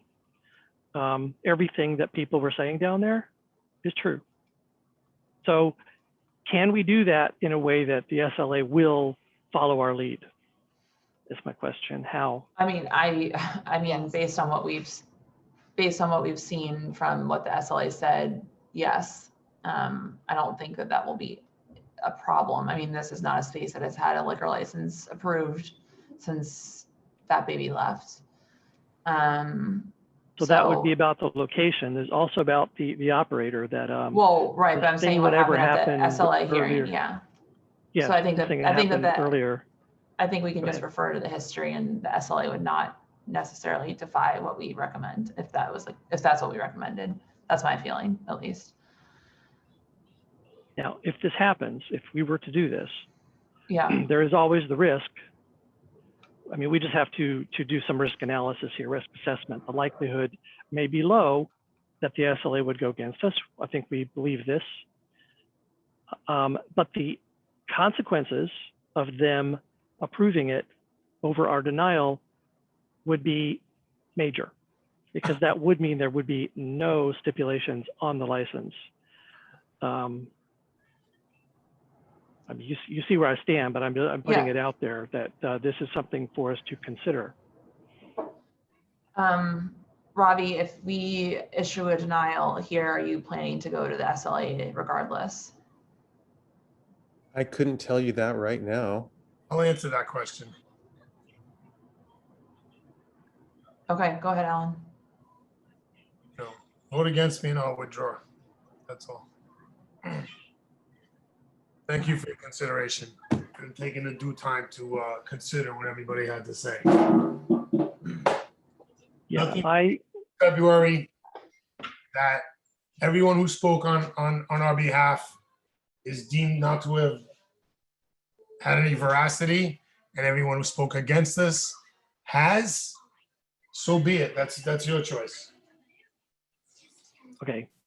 I'm a queer man. Let me say something about stipulations. By the way, there are laws that everybody has to follow, stipulations or not, that can be used to get anyone in trouble. So the idea that there's a stipulation is just a call out. If you misbehave, you misbehave. And this notion that because something is a nightclub, what difference does that make? If someone's out at 12 o'clock at night and they're drunk in a restaurant and they misbehave, does it matter that there's dancing allowed or not dancing allowed? Does it matter if there's a DJ or not a DJ? Are you saying that people have proclivities to behavior because there's a certain type of entertainment allowed? Is that the case? I mean, I'd like to see that study, quite frankly. I find it amusing. I find it amusing because all the bad actors in your neighborhood are what? What are they called? To the one. Okay, thanks, Alan. All right, Paul, anything? Paul Ciros? Jesse? Oh, Jesse, you got home. I did, yeah. I mean, I was listening on my ride home and stuff, and I knew what this one went. So I think there's a few things here. I think that one, there isn't a gay bar and any queer establishment on the Lower East Side. I think that should be taken into consideration. I think that this space has been empty for a very long time, and I mean, at least when I've been on the board, there's been, I want to say 2, if not 3, if not more, establishments that have tried to come into that space. So it doesn't matter that what it is that is going to be applied for. The residents of the area don't want any more bars in there, regardless of if it's a gay bar or not.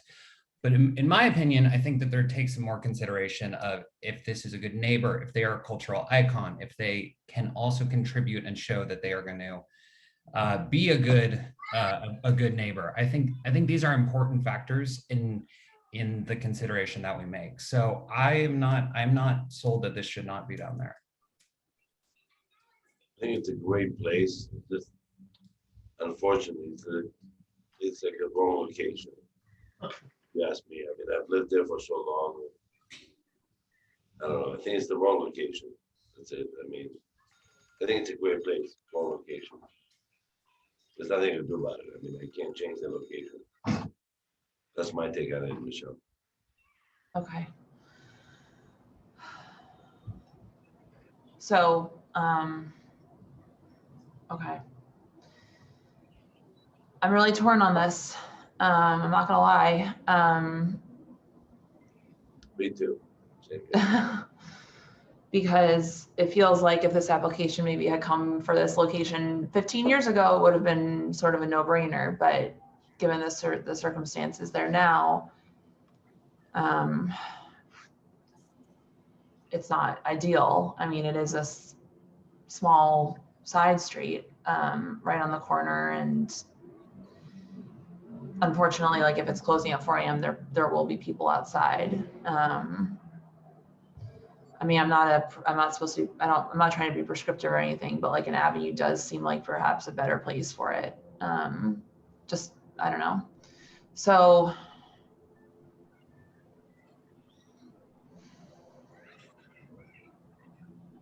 it is licensed till 4 right now, just as a heads up. Right. Licensed yeah. till 4. Oh no. It is near the corner. I mean, just to keep the conversation at least for internally for us to go. Yeah, yeah. It is near the corner.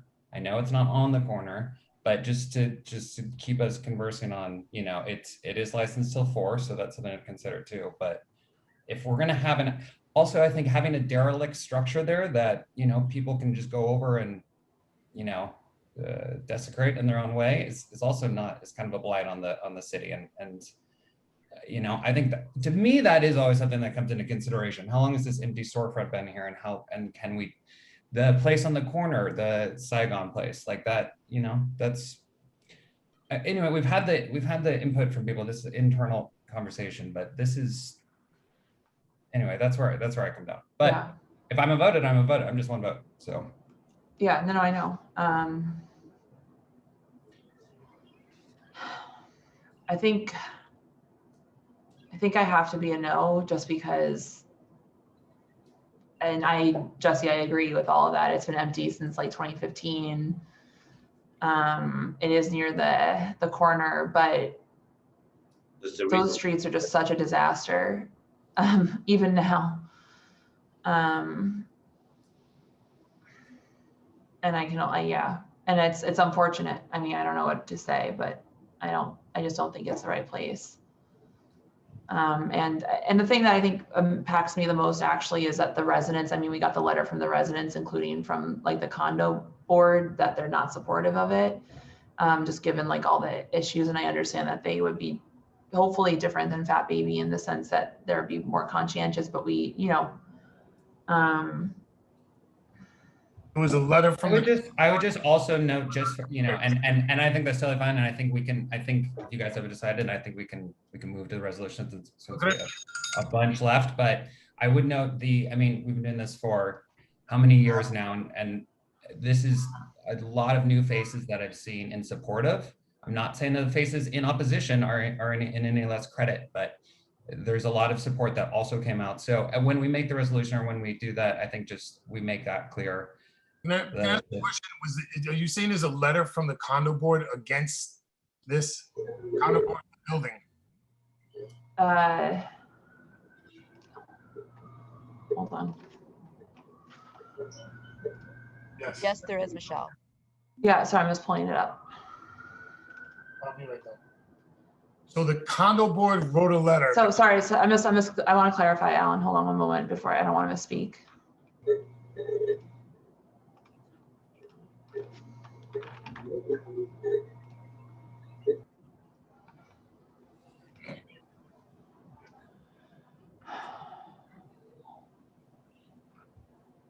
Okay, so I think to be, and maybe Daniel, if you're still on, I don't believe it was the condo board. I believe it's board members, owners, and tenants of 112 Rivington Street are against the removal. Daniel, is that accurate? It's my understanding that there are 3 members of our condo board, 2 of which are against this ever being rented as a bar, let alone a nightclub. What's the And difference? then the third member. Wait, hold on, It Alan, just doesn't- let him finish. Just hold on one second. They don't want either of those. They don't want a licensed establishment. They want retail diversity. And so anyway, it's my understanding. This is from the residential land. I can explain too. No, let me just, DM, hold on. Let me just, Daniel, I'm just gonna read it. They say who they are, so we know. Hold on, Alan, hold on. I'm having a hard time hearing you. The landlord of the club space has also been threatening towards the other 2 board members. Sorry. I'm just gonna share the letter. Hold on. I'm gonna make this simple. I'm just gonna share the letter. Hold on.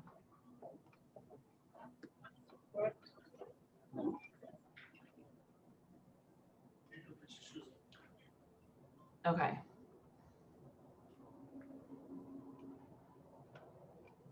Here's the letter.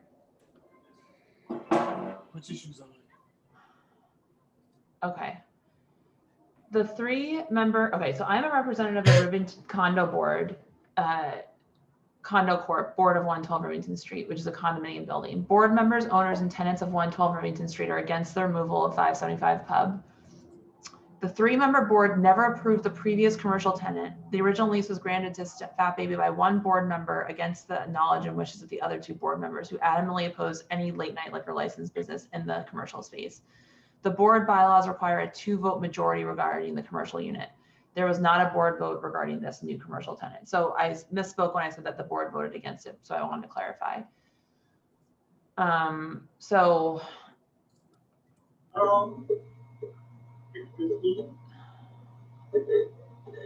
there's several, they're representatives of the board, but not the board. This letter seems to punish the cock for the behavior of Fat Baby. I'm sorry if, hold on a second. I can't tell who's talking.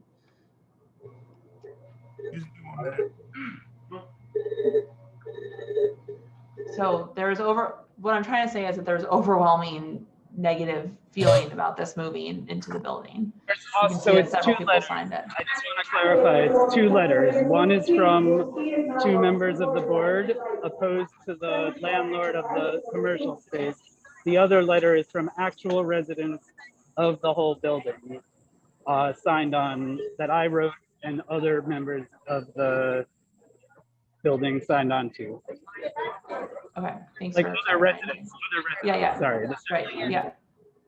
Okay, so that's just what I'm trying to say is sort of guiding my experience here is that they're trying for, they don't want a licensed business here. So it's not a question of a nightclub or a gay bar or a straight club or a gay club or a straight whatever. It's that they don't want a licensed business here. And I think that that's sort of what I'm trying to say. So it's not about nightclub or bar or anything.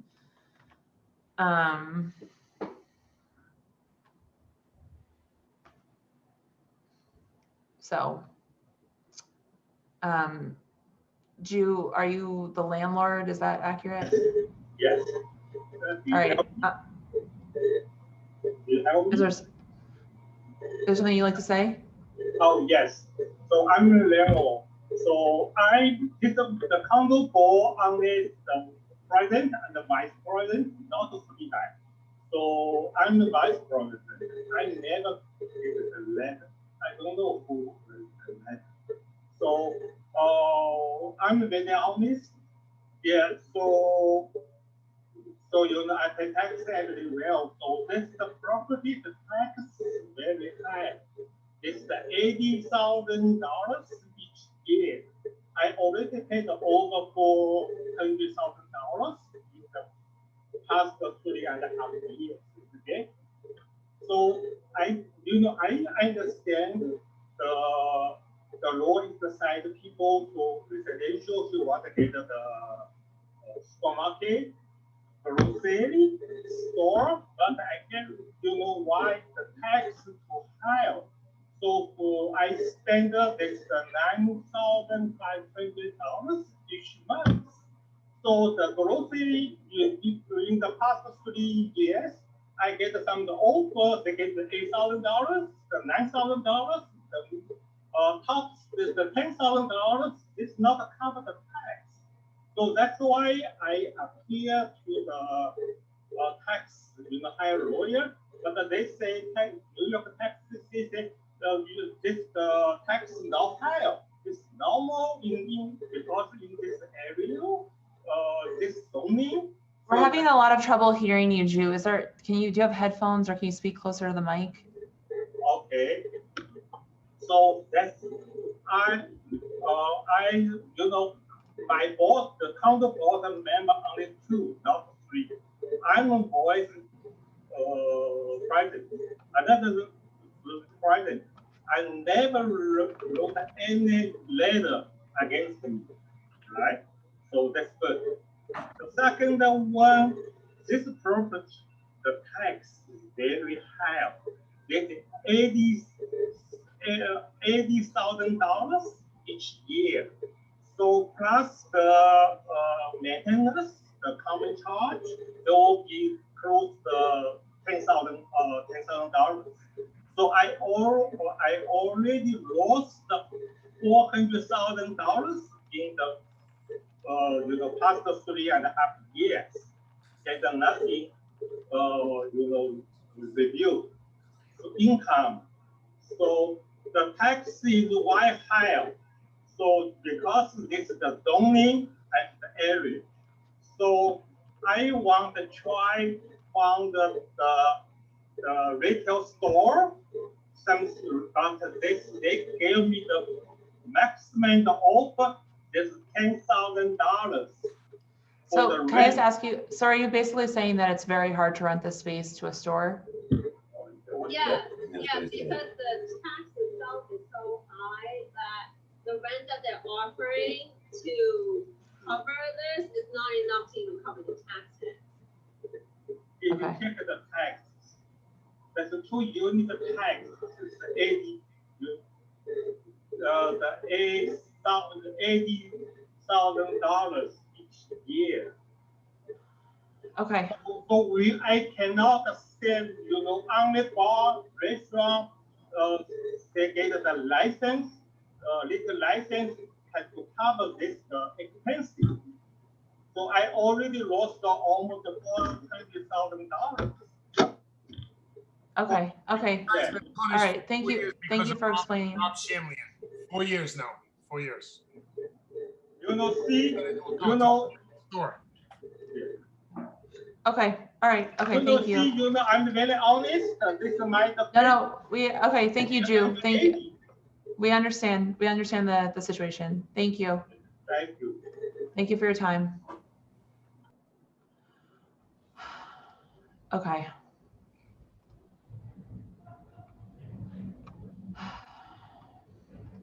All right.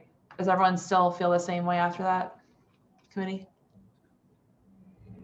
It is fucked up. I mean, it is. That sounds like a bad situation, and I feel really badly. There has got to be a way to get a restaurant into that space, though. A nightclub, I'm still not in favor of a nightclub. Why is a nightclub different than a restaurant? What do you think you have in that neighborhood now that's misbehaving?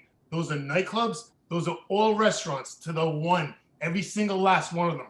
Go look up the license. Go look up what they are legally, and you'll see what they are in the certificate of occupancy. 12 o'clock at night, you can misbehave. 2 o'clock in the afternoon, you can misbehave. 4 a.m. in the morning, you can misbehave. Just because someone jumps around on a dance floor, okay? What does that mean? Does that mean they go outside and misbehave? Is there a correlation between that act and excessive drinking in most of those bro bars over there? Because that's what you have there. And The that's cock is a good neighbor. That's Sorry, Christian, please. Just don't need any more. And they're all still there. All right. They're Okay, not all going right. away. And they're all not Okay. going away. So the problem. Thank you, Alan. Thank you, Alan. Okay, it is committee time now. Thank you everyone for all of your input. We really do appreciate it and taking the time, and to the applicant as well. But I think we just need to move into the making of a resolution now. You don't need to make a resolution. Take it straight up or down, a yes or no vote. And if it's no. Where do you live? I asked you before, where do you live? Where do I live? Yeah, where do you live? I live in New York City. Where do I live? Where do you live? Where in New York City? No, but where do you I think live? it's Alan, just Who lives in the neighborhood? Where do you live? Okay, Guys, come on. Well, how my place behaves and how they feel there. Have you ever been there? I asked you a question. I ask you where you live. Alan, Paul, please. Alan, he's only asking the question just to try and understand about, you know. I lived above the cock for 15 years and raised my children there. That's where I live. Okay. I've been living it probably before you were born. Believe it or not. Okay, thank you. All right. Here, bro. All right, guys. About. I know this is difficult, but please. Okay. That's my answer. All right. David, you felt that we needed to write a strong resolution. Don't you put their face on the screen. Alan, please. You're asking me where I live. You must. Okay. Yeah, I gotta say, I thought that was an uncalled for question. What's your point? What is your point asking this gentleman where he lives? Tell me. Don't ask the question. Tell us why you're asking the question, because I think you're being prejudicial here. Why are you asking the question? Really? I was born and raised in New York, man. I just want to know where he lives. Why do you care? Of course I care. I want to see. You're bullying my client. You're bullying my client with an immaterial question. Paul, please, come on. I'm stopping this. Please stop. Hide behind the prejudice, You need to man. resign, sir. Yeah, okay. It's gonna do You should resign, and I'm going to talk to somebody about your Hey, resignation. Mr. Ravi, I was not impressed with you in February, and boy, my opinion is really tanking. Oh my God, they're being so rude. Okay, all right. Done. Please, people, I am the only chair of this committee. Do not speak out of turn. It is not your place. This is difficult. I understand, but it is disrespectful what you're doing. Sorry. Okay. David, do you feel like we need to write a resolution? We need one, yes. Where are we in this? Are the yellow things that can be filled? Oh, this is just a template. If we're denying it, do we need the resolution? If we're that's the question, David. Yeah. Yes, I do believe we need a resolution. Okay. We would be voting yes on a motion to deny with reasons, with argumentation. Got it. Understood.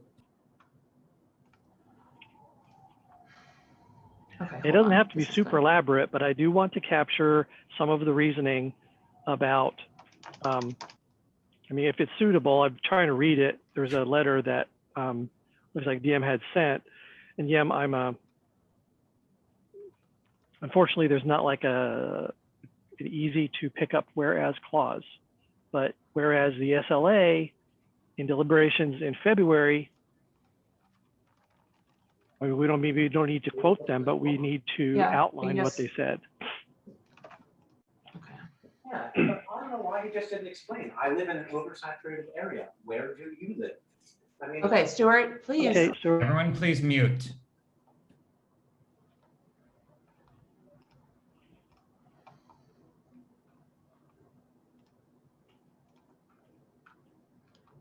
David, do you want to help me with this? Oh my goodness, it's so hard to do these things on the fly. I mean, we don't need to write this right now. We could say we're going to discuss what happened with the SLA in February and the statements of Chairman Bradley, right? Well, you could, yeah. I mean, some of it kind of goes back and forth. So there was a quote there about knows the adverse history, the history of the applicant, and the adverse history, the known adverse history of 112 Rivington Street. I mean, that's what they were discussing. Yeah. That they were discussing the known adverse history of the cock and the known adverse history of a location at 112 Rivington Street. That could be sufficient. And I was sort of imagining this as one whereas, starting with okay. SLA in February, where they discuss the known adverse history of and the known history of.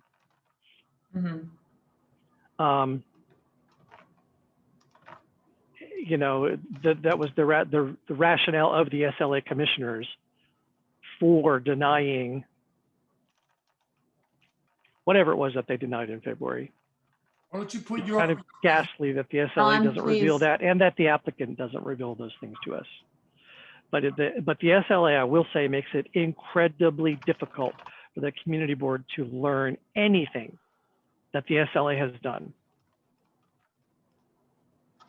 I hope I'm not being impolitic. I'm, you know, in the past I've insulted politicians and didn't win any friends. But the SLA is, okay, I'm stopping. Whereas this was the rationale for a denial. Because I think there was February and then March. Right?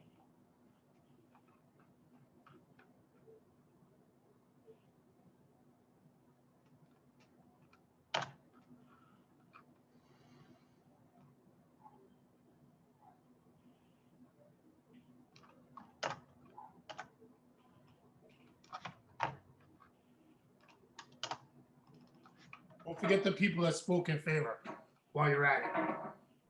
Now, I gotta say, you know, that was very difficult for me as a queer man who completely understands the nature of safe spaces. When I was younger in particular, the world was pretty terrifying. And it's probably good that you can remain in business on 2nd Avenue, which is not that far away.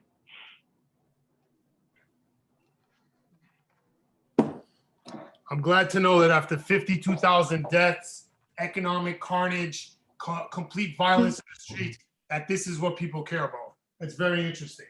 I'm glad that I'm going to be lumped in with everybody else who misbehaves there, because they're all coming back in the next few months. Okay, so you get what you wish for.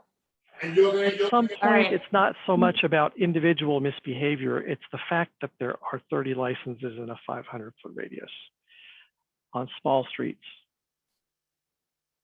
Okay. There is a cumulative effect. This could be captured in here as well. Within 500 feet of the application, this type of oversaturation, you know, it has terrible cumulative effects on the community residents.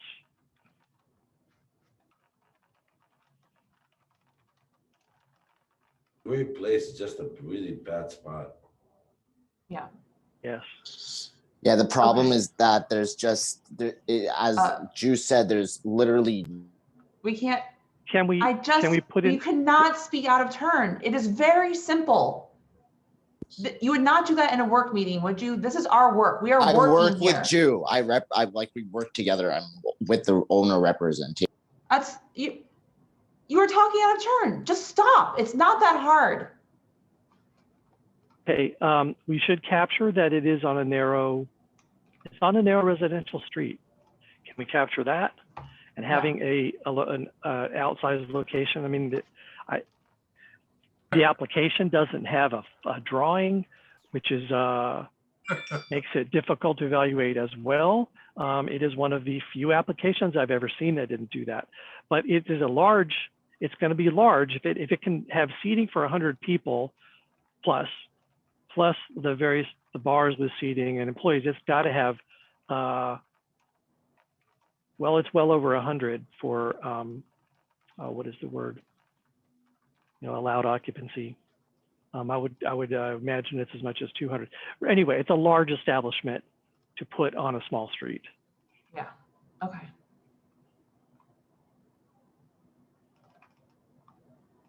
Michelle, I think you might want to correct when you talk about the residential. Looks like it's a C4. Okay, a small size. That's what the questionnaire is. It's zoned. Oh my gosh. Well, this happens in our neighborhood. it's not uncommon that that it's maybe commercial, but so we can phrase it that although this is zoned commercial, it has become in a sense, that's an artifact because it is a residential neighborhood. It has become a residential neighborhood, even though it has a C whatever zoning. I would say even though it's a C4, there are many residential buildings there.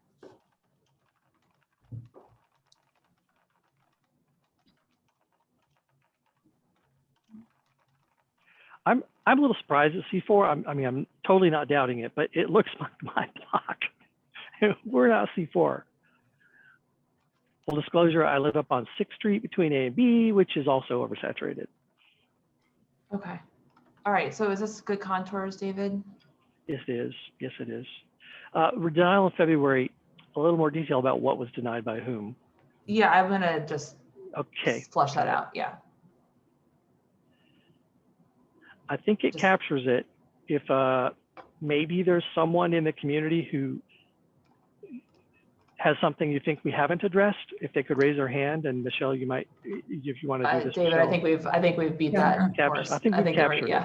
Yeah. I'm gonna just flush this out from what we've already gotten. I'm gonna set a reminder. Okay.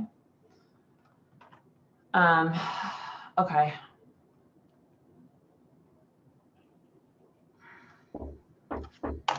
Okay. Anyone else on the committee have any feelings about adding or subtracting from here?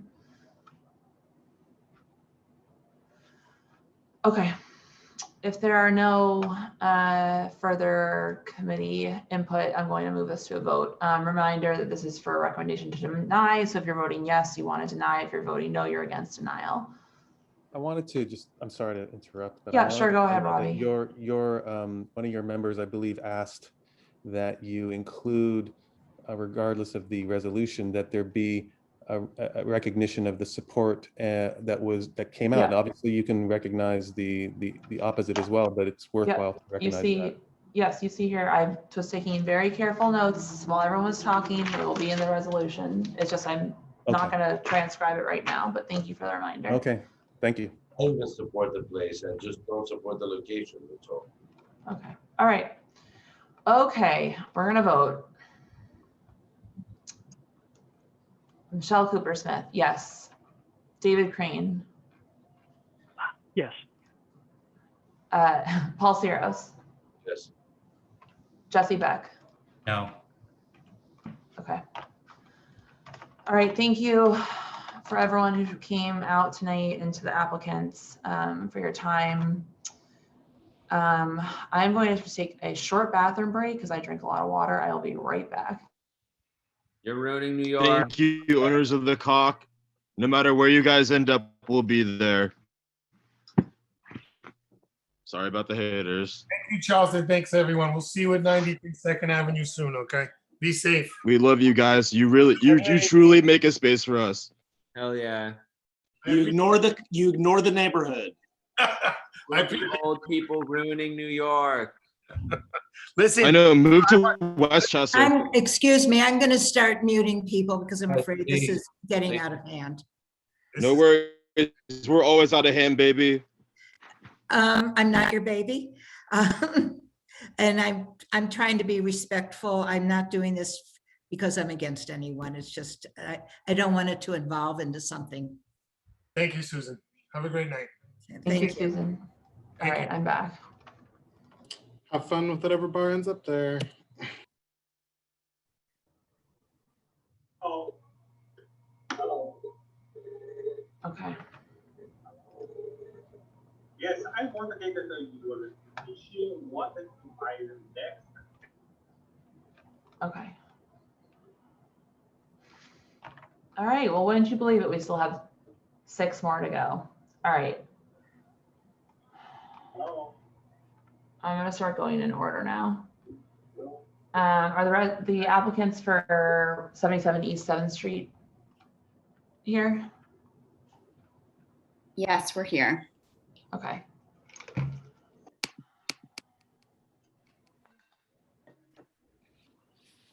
guess drop the application in the chat.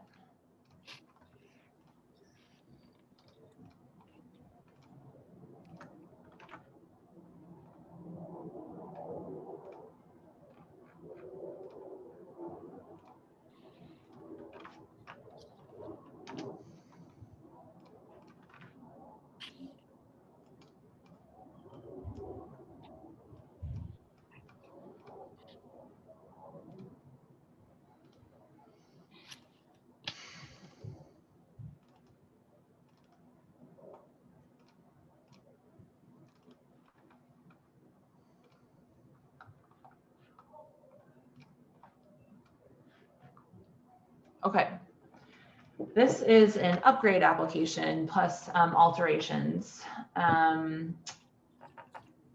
This is 77 East 7th Street, which is Klimat,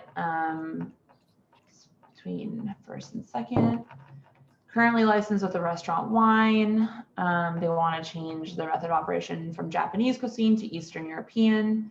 They also want to add, they've asked to add scheduled events, which they are not allowed to do per the zoning. They'd also like to alter the seating layout, kitchen and food service counter add in the basement. There are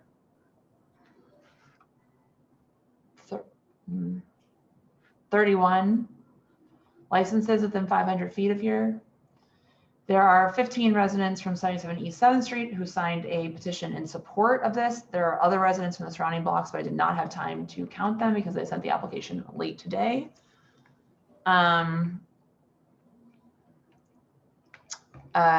So this location has a bit of a history. They've illegally used the basement. They've also been having scheduled performances, including comedy performances. We heard from some neighbors that there were problems with crowds lining up outside and people hanging out afterwards. And just to reiterate, there are no scheduled performances or ticketed events allowed here. So one question I have for the applicants are, when did you start using the basement for serving? It appears that you've been using it per Yelp and Facebook. The basement has been permitted for a while. They got the, there was a letter of no objection that was provided to the State Liquor Authority authorizing the use of the basement. They also received their final CO in 2019, authorizing use of the basement as restaurant, eating and drinking establishment, as well as the first floor eating and drinking establishment. So that's all been going on. I know that there's a history with the community board. There was some confusion regarding the CO and the letter of no objection, but as I'm sure you're aware, you can't even get the license and get the approval from the SLA unless you have either the valid CO or a letter of no objection. Right. Okay, Susan, you just want to weigh in on that? It's a technical Yeah. So it is true that the certificate of occupancy does allow the basement. However, I'm not sure if that was done properly or not. And to be honest, I've asked DOB to investigate it, but that just came up today. So I guess what we have to do is just note that it's being investigated, because sometimes quite often DOB will approve something and then you go back and say, hey, you're not supposed to be doing this, and they change it. So I think we'll just have to, we don't know if it's legal or not, and we'll have to, weigh in on that later when we get an answer from DOB. Okay. Well, as of right now, they do have the valid CO and they did have a consistent letter of no objection. So that's consistent with their method of operation. So I think the presumption should really go in their favor at this point, unless there's some sort of indication otherwise. The reason being it is against city regulations to allow an expansion of a grandfathered non-compliant space. So if when it was first being used, the basement wasn't included for serving, it should not have been approved. But, the city may have done it, it may or may not be fine. Okay, so Susan, you just mean that we would have to, whereas DOB is investigating the basement usage to determine whether an expansion is allowed? In the basement. You know, but I do think she's right. The current C of O does allow it. And that is what the SLA is going to look at the moment. Okay. And I would ask if you're going to note that it's under investigation to please indicate that they do have, as of now, they do have a valid CO for that space. Absolutely. Okay. If I might add, in 2019, I was told that there will be investigation, and now 3 years after, I'm hearing that there will be another investigation. So how many investigations do we need in the reference DOB certificate of occupancy? So I was also told yesterday that there had been investigation, but when I looked on the website, I saw no complaints about this and no sign of any finding. So I'm not sure. I'm just not sure about that. I suspect it never happened. Okay. Or we could say we conferred with, like, whereas we conferred with DOB to understand, something like that. I would just say that we asked DOB to investigate. Okay. Okay. All right, anything else I missed there, Kim or Peter, in my summary? Not really. I mean, as far as the scheduled performances, none of this is scheduled. They're not advertising this. They're not using event promoters. They're not doing anything to schedule. There's no cover charges involved. The applicant does not receive any fee nor collect any payment. So this just doesn't fall under that zoning, and we're making that very clear to the State Liquor Authority, is that this is really sort of a drop-in situation as far as the art gallery events. This is, you know, just hosting, having artwork on the walls and making it available to give local artists a venue. The owner who can speak to this has a personal connection with the local comedy club and used to have comedians come in and ask to practice some of their materials. Again, nothing that was scheduled. It would just show up and ask to practice on an audience, and so is permitting that. So that is in terms of the method of operation, obviously the change to the menu. In terms of the alterations, they are reducing the seating. So they're bringing that back into line to make it compliant with the CO. I believe there had been some changes from the letter of no objection and the time that the application was originally filed. So the actual seating, I have gone over with him. He is making every attempt to proceed in good faith and get everything handled at once so that it is compliant and everything is above board with both the community board and the State Liquor Authority. So the present seating is about 36 on the ground, 32 in the basement. Proposed would be 26 on the ground, 24 in the basement, so a total of 50. So it would be a reduction in 18 seats. The hours are staying the same. The menu is changing as we indicated, and you know, obviously seeking a class change application. Okay, so I understand that, but I just, in a quick Google, you can see that they were hosting scheduled events there. I mean, I just Buddha Room at Klimat Lounge, Sunday, May 5th, 2019, 8:30 p.m. to 10:15 p.m. That's like pretty clearly a scheduled event. Yes, and we have gone through that with the CO that was formally issued and the zoning being made clear. He is aware that that is not permitted and that is not something that's going to be done. Again, this is not something that's going to be scheduled. There was confusion in the zoning in the past. He's making every effort sort of with this downturn, you know, and things being closed, to really get everything compliant and learn more information. I mean, there were some things that we went over in terms of just what needed to be done and how it needed to be handled. We spoke about the, you know, having stand up and not being allowed to be a scheduled event and using any sort of promotion. And he is, you know, certainly well aware of that and seeks to, you know, be compliant with the zoning that was issued on that last CO. If I might add, go ahead, Peter. I have received over 100 signatures supporting our license, and most of them were from our block where the restaurant is located. So the neighbors are very pleased with our venue, and we are the only one restaurant on this block. So if, let's say, once we open, let's say 4 p.m.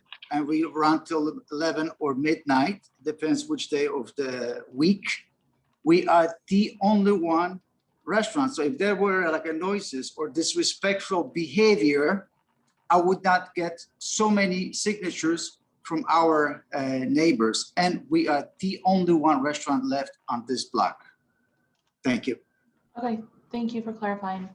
I'm just trying to, we take history into account here, obviously, as you just heard from our last application. So that is why I'm bringing up, it's clear that there were scheduled events being held there. And, you know, we need to be, it's illegal. So we can't, you know, move forward without making sure that we can feel safe and comfortable that there will not be issues going forward with that. So that's why we bring these things up. So that's fine. And I think that there was admittedly confusion as to what was permissible and what wasn't. And unfortunately, some of the information that was being provided after the letter of no objection was issued was, you know, relayed to Peter incorrectly, or there was a misunderstanding there. And we've really gone through and in detail discussed everything that's permissible, not permissible, made sure everything's back in line with the certificate of occupancy that's been issued, the plans that were there.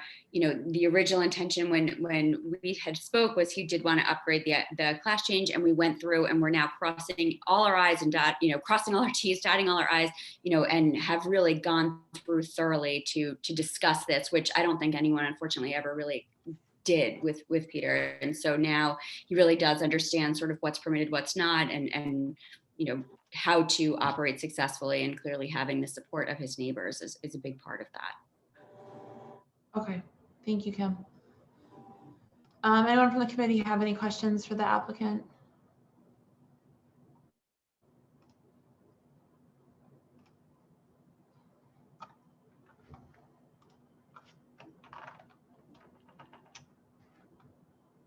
No.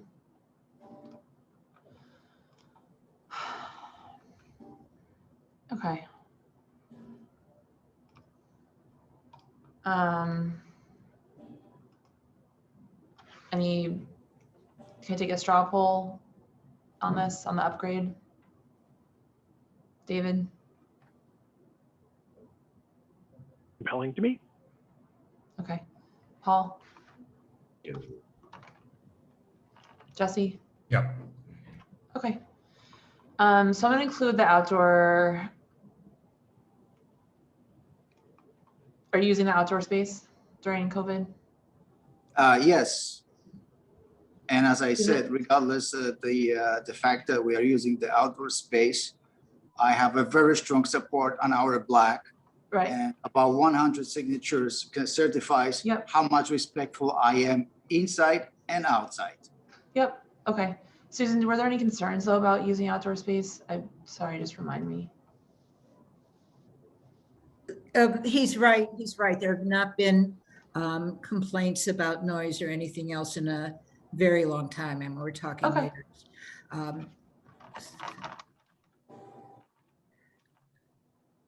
Okay, but I don't know if you have been paying attention, but we've been adding a statement about it will only have outdoor dining until 10 p.m. during the duration of the ongoing COVID state of emergency, just to bring everything in line with typical CB3 outdoor permissions.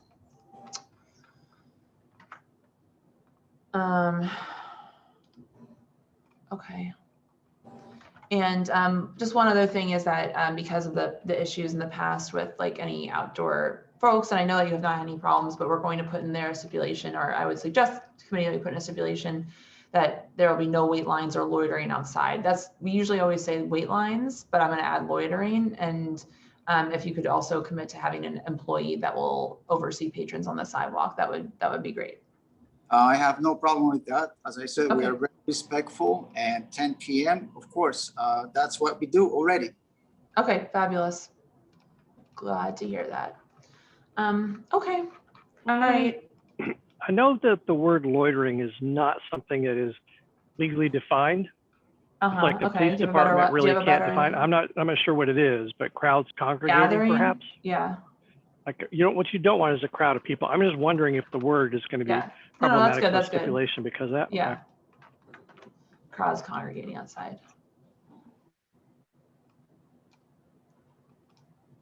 Okay. I'm just going to quickly share the resolution.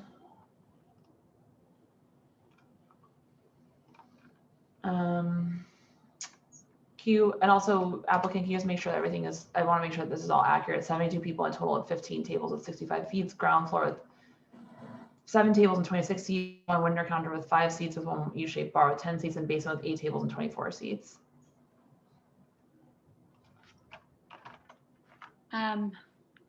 Is it 72 total? I just have to check my CO. Just give me 1 second. Thank you.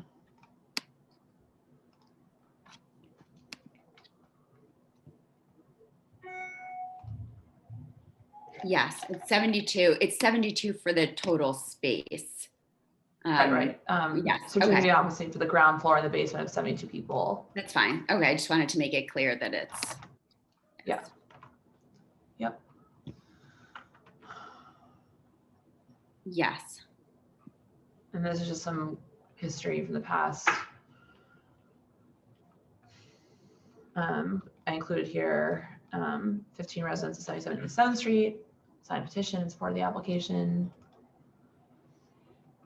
And then I think the only thing is, can you just scroll up just for a moment? Sure. Okay. In the whereas this history bears restating, approved commercial use of the basement for scheduled performances and ticketed sales.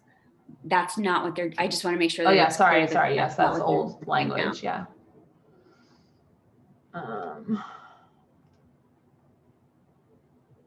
Well, you did. I mean, you did that. Am I wrong to say that you were not asking for scheduled performances in this application?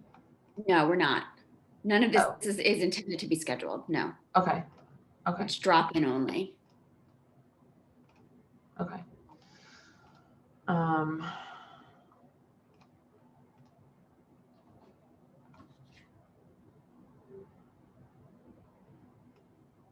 And it's not ticketed. Nothing is ticketed. Yeah.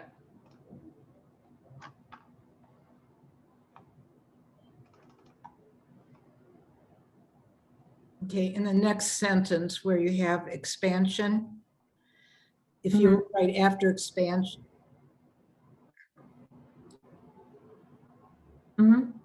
After expansion, I would put expansion of grandfathered, non-compliant. And that's where we would also just ask you to include, despite a final CO having been issued in 2019. Yeah, it is exactly.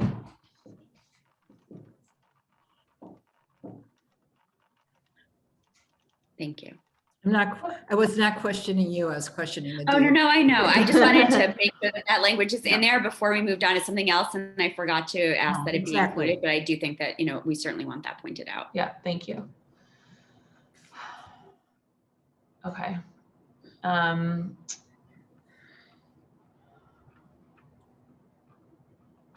Crowds congregating. Committee, anything you want to add, change?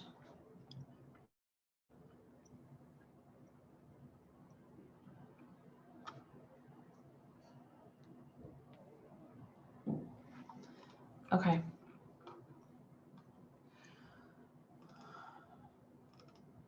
And I think you might just need to go back to that one provision that you were taking out, the scheduled events and performances. I think that you just needed to include, I think you moved on to the next one before finishing that one. Sorry. This one?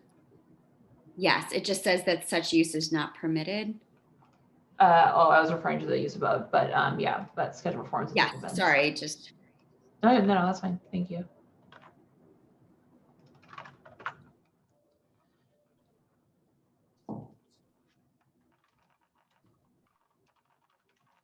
Yep, otherwise looks. Okay.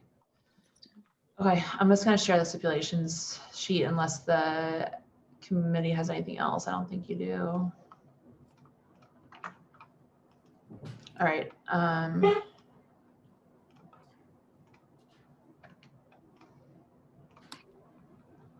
Okay. Oh wait, no, this is wrong. Why did I say old? Okay. Alrighty, just I'm running this through for Kim and Peter to make sure that everything looks right. This is a license for a liquor, wine, beer, and cider. The restaurant will be a full service restaurant with Eastern European and American food. The kitchen open and serving food during all hours of operation. You're opening no later than 4 p.m. Monday to Thursday, closing by 12 p.m. Opening no later than 4 p.m. and closing by 2 a.m. Friday and Saturday. You'll close any front or rear facade doors and windows. Sorry, this is old. You will not have DJs, live music, promoted events, any event at which a cover fee is charged, scheduled performances, and you'll have 2 TVs. Is that accurate? Kind of. I have one outdoor TV in my roadway, but it's not going to be there because, it's just used temporarily and will be removed. Officially, I do have only one TV that actually I use. Okay, I'm just gonna say up to 2 TVs. Well, we are not a sport bar, so there's one small TV. Right. That's okay. We're just gonna, period, that works because that covers you for now as well. Understood. Yeah. Yes. Yeah, you'll play ambient recorded background music only. You will not apply for an alteration without coming back here. You'll not see a change in class without coming back here. You will not participate in pub crawls or party buses. You'll not have unlimited drink specials. If you have a happy hour, it will end by 6 p.m. You will not have wait lines outside. You'll have a staff member responsible for ensuring no loitering, noise, or crowds outside. You will conspicuously post this stipulation form besides your liquor license. Any residents can contact you here, and you will not allow crowds to congregate on this side. Outside. You should check off number 18. Oh, yeah. I will not allow crowds to congregate outside. All that sound good, applicant, before we vote on this? Yeah. Yes. Okay. Okay, committee.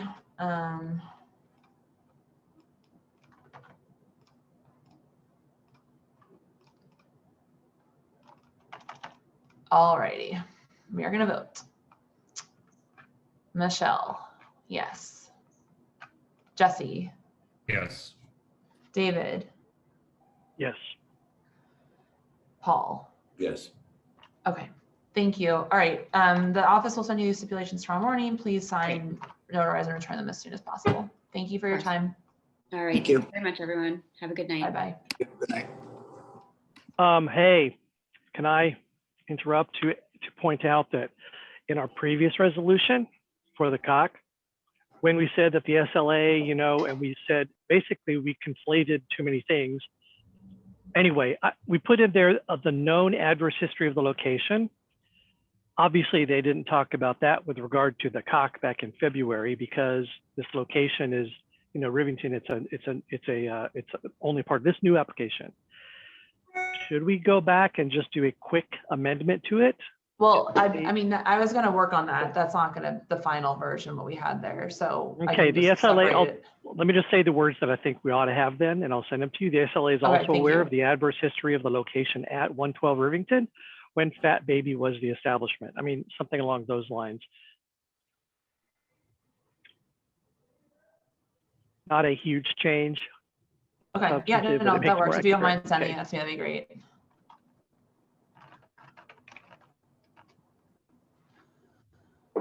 Okay. All right, are the applicants number 13 Pegasus Pizza here, 2 St. Mark's Place?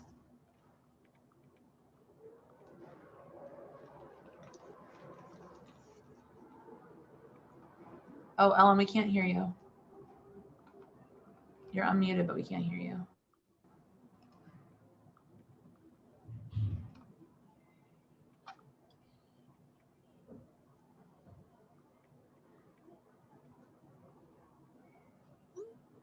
Can you hear me now? No? Yes. Yes? Yes, we can. Okay. Hold on one second. I'm just gonna, are the applicants here? Applicant's not here. I've been trying to reach him. he's not answering the phone. I did speak to him in the afternoon that he has to join. Okay. And yeah. I'm So we're gonna skip this for now then. If you can get a Okay. hold of him. Got it. Okay. We need the applicant. Thank you. Okay. All right. Are the applicants for CC's Cafe here? Number 14? Yes. Okay. Right here. All right. I'm just going to drop the questionnaire in the chat for everyone.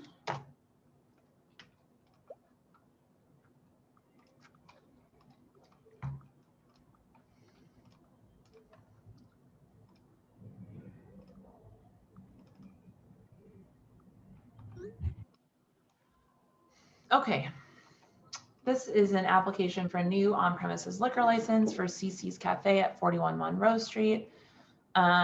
This operator was licensed at this location with a restaurant wine license between 2011 and 2019.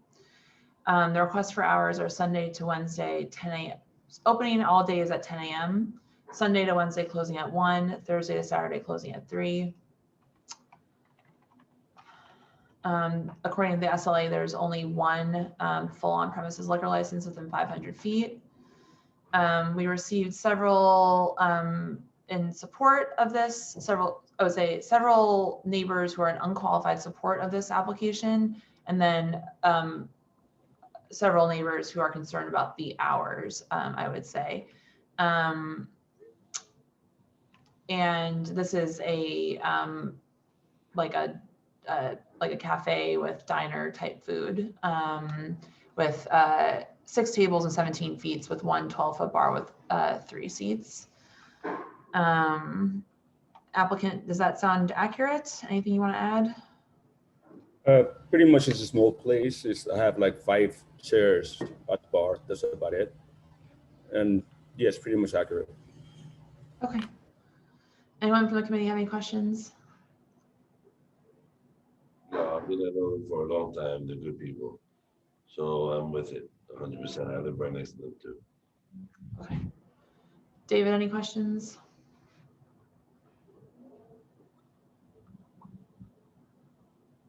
Do we need to unmute to say no? Sorry. Okay. Tomas, one thing that we got a bunch of emails about is the hours, the 3 a.m. and the 1 a.m. Do you want to just talk about the request for those hours? I would like to be open until around 1 o'clock in the morning, Monday through Thursday, if possible. Not necessarily that I'm going to be open at that time, just in case somebody decides to stay a little bit later for one of those nights. And on Friday and Saturday, a little bit later, 2 o'clock, 3 o'clock in the morning. Some people usually stay eating until 1, 2 o'clock in the morning. So that's it. But if there's any problem with that, tell me what we should do. Okay. All right. Well, I'm going to let the community speak then, and the committee can speak after that. So if you're here from the community, please raise your Zoom hand. I'll give you each 2 minutes. Jenny, I see you first. Go ahead. Hi, everyone. So I'm Jenny. I live across the street from CC's Cafe on 38 Monroe. And in general, Monroe Street is a very quiet block. And I'm just very concerned that the proposed hours of 1 a.m., 3 a.m. on this block, when most businesses close by 7, is kind of out of character. I'm also, worried about the type of clientele that these late night hours are going to attract to our block. There really aren't that many businesses on the block. I think CC's is like the only restaurant on the whole block. And there's one convenience store on the same street, the same side of the street. And they close around 7. And I think CC's right now doesn't close very late either. So I'm just worried that the extended hours is going to attract some unwanted noisy people to the block. And with tenants living right above it and across the street, people gathering outside for a cigarette break or just talking loudly, as they come and go, that's going to cause noise during hours when residents are resting and sleeping. And yes, talking and laughing outside your bedroom window is noise. And I live on the 2nd floor, right across the street, and my windows face a sidewalk. My family has been woken up many times in the middle of the night just by people hanging out, walking by, smoking, talking loudly outside of our windows. So it's just, you know, NSCC has been a pretty good neighbor for several years, and I just don't think I can support these types of any hours actually later than midnight. Thank you. All right, thank you, Jenny. Christina, go ahead. Okay. Oh, hi. My name is Christina. I also live across the street from CC's. I, like Jenny, I also have an issue with the closing hours. I think 1 and 3 a.m., especially the 3 a.m., it's out of character for our neighborhood. It's mostly, you know, families, working families and senior citizens who live here, and any noise would just be, you know, it's like we need sleep. I was actually walking by CC's like, you know, one day last week, and, you know, there was like I heard, you know, lots of like laughing, talking like around 8:30 p.m. And I was just like looking around like, where is it coming from? And I think it was like coming from the backyard, like patio space. So it's fine at 8:30, but if that were to happen at, you know, 2, 3 a.m., like I don't think that would be great for those who live here. I'm also afraid, you know, if the 3 a.m. closing time were granted, it would set a precedent for new businesses entering the neighborhood to also ask for 3 a.m. closing times, or even, you know, 4 a.m. So I think that's most of what I have to say. Oh, also, I've heard that Tomas, you also own the space in the corner. So I'm just wondering like what plans you have for that space, and if CB3 can confirm, like, you know, if they were to expand to that space, would they have to come before the board again? And that's all I have to say. Thank you. Thanks, Christina. Yeah, they would have to come back before the board. This is only for this particular space with this. Yeah, you have to come back. So Tomas, yeah, you know, you'd have to come back for that if you wanted to get a license there. Okay, She, go ahead. Hi, can you hear me? Yep, go ahead. Hi. So my name is Shizing. I also live across the street at Knickerbocker Village. I've been here 25 years. So first, I want to say, you know, I was really excited when CC opens. They are a great neighbor. I love their food. I've been there for birthday parties, birthday dinners, and they're a great restaurant. I'm definitely not against their OP license, but I am, like the others before me, concerned about the 1 a.m. and the 3 a.m. hours. You know, most of the businesses close around 7, 8 o'clock. The Chinese restaurant on the northeast corner across the street on Market, I think they close by like 11. That's pretty much the last business that stays open in the area. By 9 o'clock, it's pretty quiet here. So one of Knickerbocker Village's entrances on Monroe Street has about 800 apartments, and by 9 p.m. there's like only a trickle of people coming in and out of that gate. It's just that quiet, even for 800 apartments, right? You know, it is working class. A lot of people, teachers, families with young children, senior citizens that are retired. So and then there's also very little traffic, right? So there's no cars, there's barely any cars, there's no taxis, you won't see any yellow cabs in the area picking up people.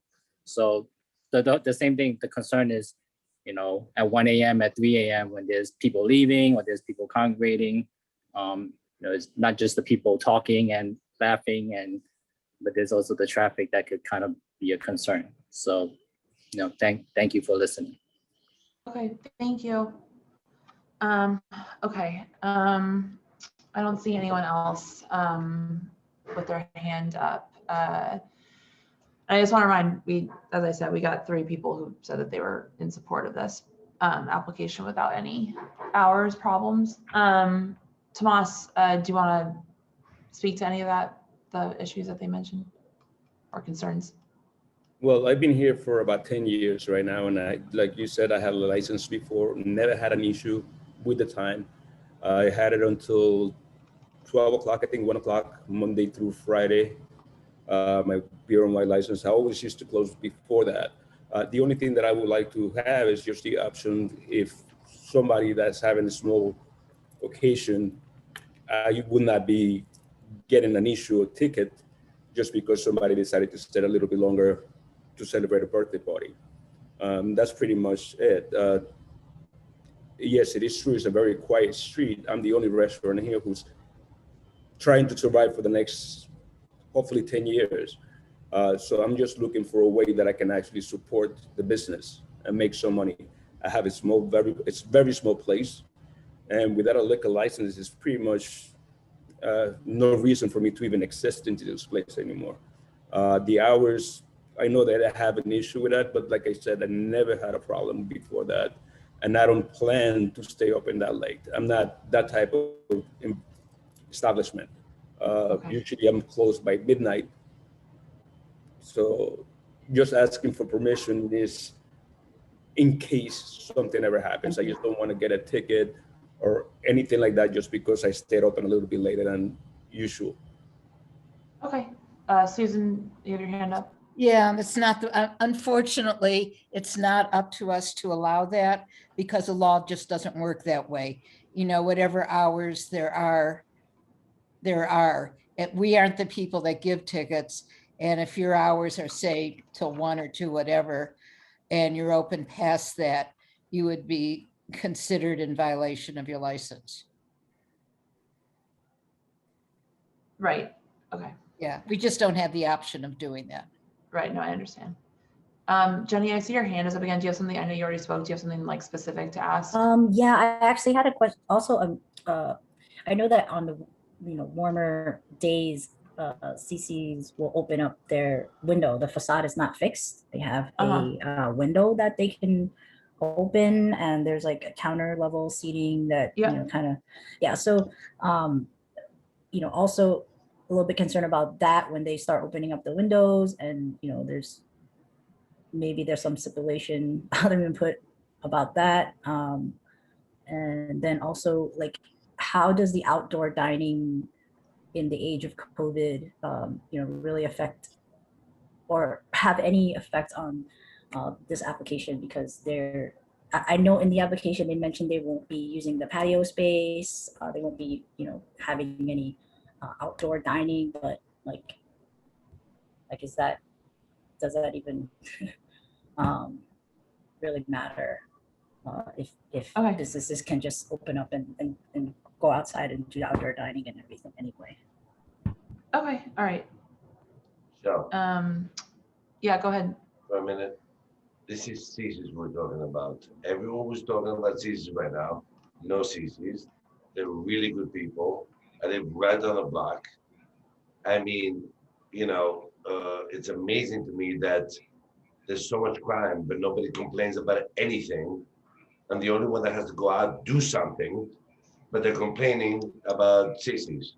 But all these people that are complaining, and I hate to say this, I'm sorry, but like this whole pandemic, everyone's locked in the house. There's so much crime, nobody says a word. I have to come out in the street, do something, but now they're complaining about this. This is ridiculous. Well, that's because this is a SLA committee. Yes, okay. Try to do something in the block because I live across the All right. Okay. Okay. All right. Thanks, Paul. Thanks, Jenny. David, go ahead. Yeah, I was actually wondering, 3 a.m. Well, I'm asking about the hours. 3 a.m. for someone who's having a party and you want to be able to open a little longer. I mean, do you need more than an hour buffer for that? 3 a.m. does seem late. I'm sorry. What's the time? 12 o'clock is okay. Monday through Thursday. 2 a.m. Saturday, Friday, and Saturday. That's typically where we like, but okay, so I have no problem with that. I have no. That's okay. Thank you, sir. Okay. Wonderful. All right.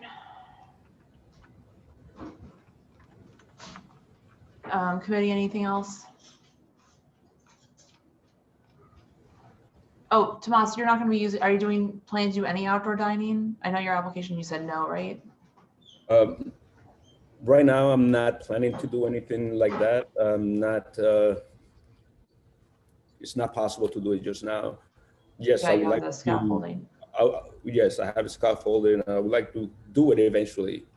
But like I said, I always be respectful of the neighborhood. So I'm gonna add in the 10 p.m.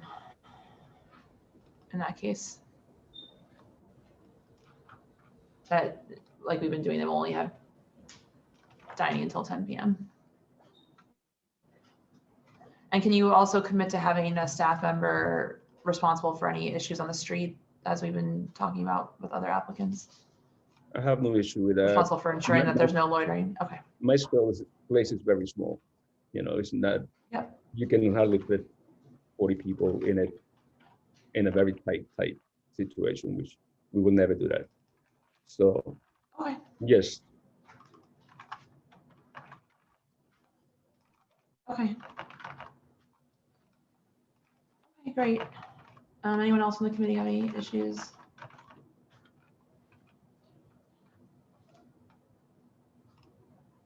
Okay.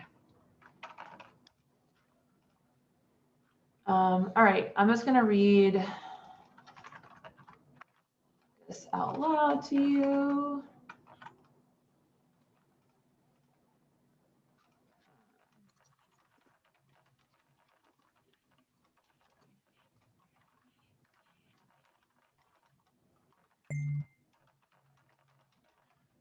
Okay.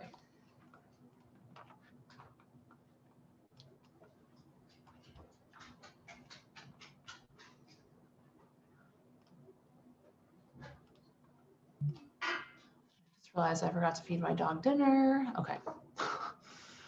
Alrighty, here are our stipulations, friends.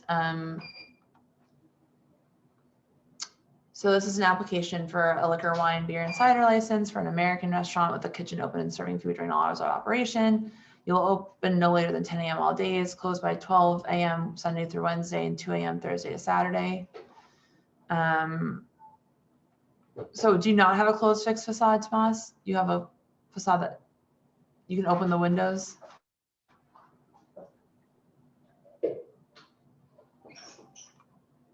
What was that again? So you checked off that you will have a closed fixed facade, but it sounds like from the neighbors that you actually can open the windows. So I think, is this more appropriate that you'll close any front or rear facade doors by 10 p.m.? Yes.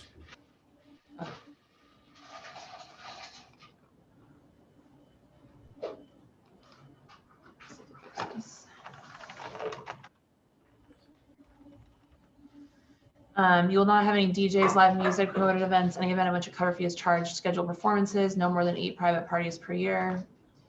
You'll play ambient recorded background music only. You will not apply for an alteration without coming back to CB3. That includes if you need to have a new license and a new space. I will not seek a change in class.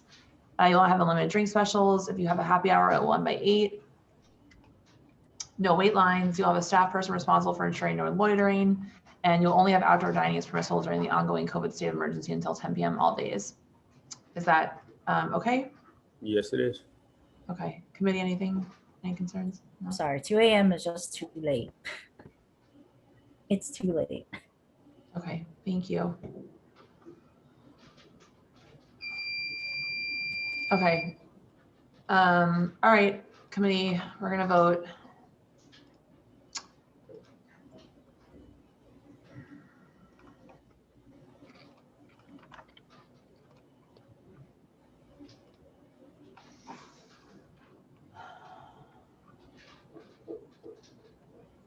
All right, just looking for a line.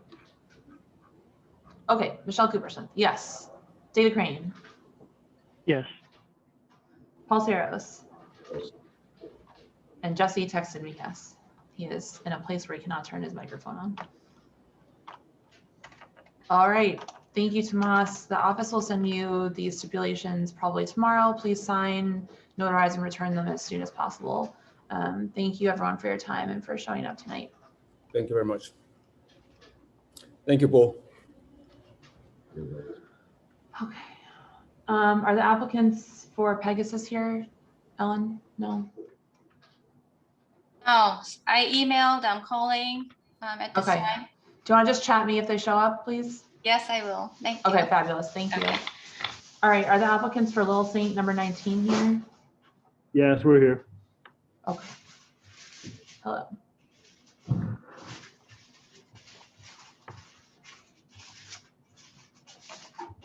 I used to go to 10 degrees all the time. Okay.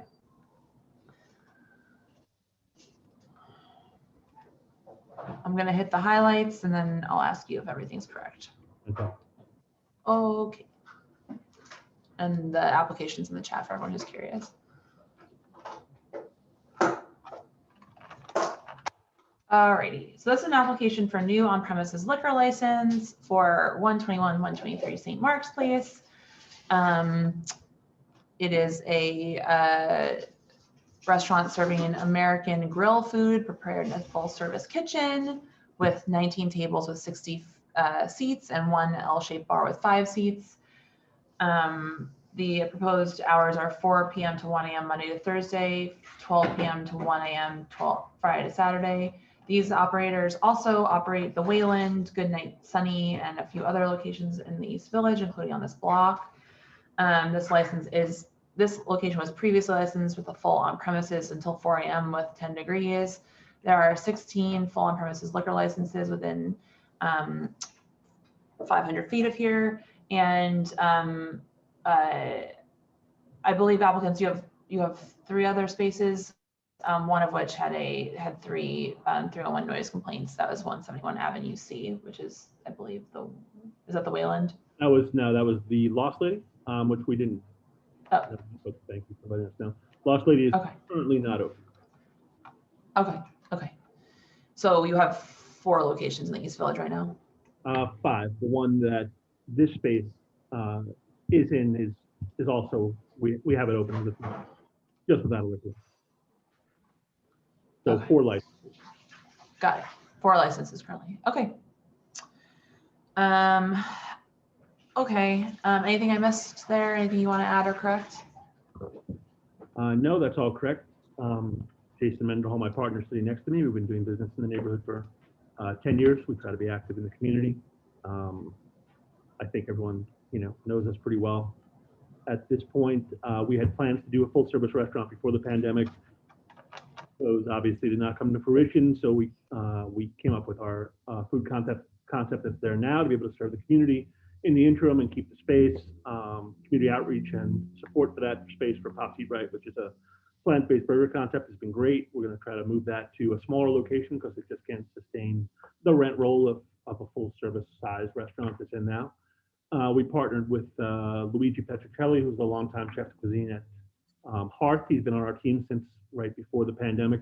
We're going to partner with him on the restaurant space that's at 123 St. Mark's. And that's about it. We're open. Okay. Great, thank you. Committee, any questions for the applicants?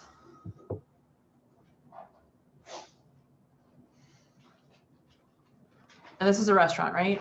Not a bar? Nope, we have Goodnight Sunny on the block. We wouldn't want to compete with ourselves. We're actually reducing the bar size to the last space. That's why there's only 5 seats right now.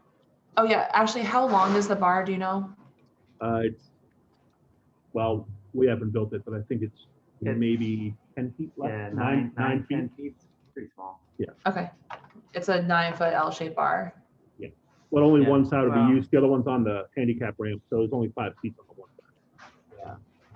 Okay, that's okay. I was gonna say one 9-foot L-shaped bar with 5 seats, right? Sure. Okay, anyone here from the community to speak on this application? Please raise your Zoom hand. It's under reactions. We didn't receive any emails about this, just so everyone knows. Okay, I don't see anyone. If anyone's here for this, please raise your Zoom hand. Okay, I'm not seeing anything. I don't really have any questions. This seems pretty straightforward. It's 1 a.m. close all days. Oh, just one question. Do you have a closed fixed facade, or do you have windows that you can open? Like the windows are, well, they're all currently doors right now. But I think our intention would be to use Sidewalk Cafe in front of them. The intention would not be to open them, but they are currently opening. Yeah, they're like French doors. They're French doors. I mean, certainly the Okay, stipulation- right. Yes. I should know this, how I spent so much time there. Okay. Just need to check it off the stipulations form. And we're, you only have outdoor dining, just, you know, you've heard this several times tonight, only have outdoor dining until 10 o'clock p.m.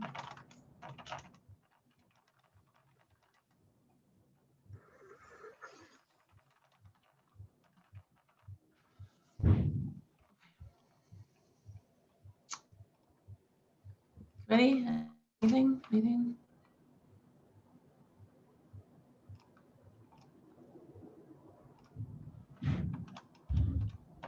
Okay.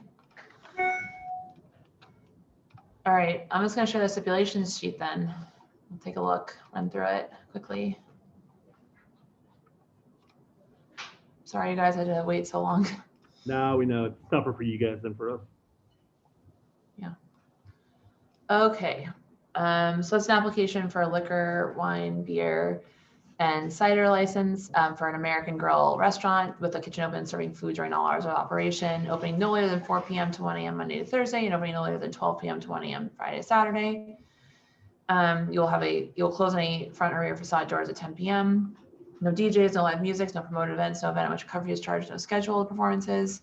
You will play ambient recorded background music only. You'll not apply for an alteration without coming back to us. You'll not seek a change in class without coming back to us. You'll not participate in pub crawls. You'll not have unlimited drink specials. You'll not have happy hours, no wait lines. You will, can I also ask that you would commit to having a staff person responsible for no loitering? Yeah, this restaurant will have a hostess full time, so that'll be the person outside. Okay, great. You'll conspicuously post a stipulation beside your business, and residents may contact you, Robert, at this number. Yep. And you only have outdoor dining until 10 p.m. All good? Yeah, that's great. That's what we need. Okay. Great.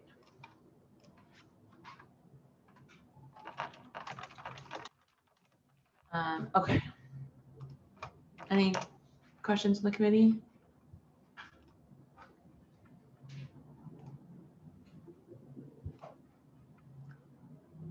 No questions for me. Good too.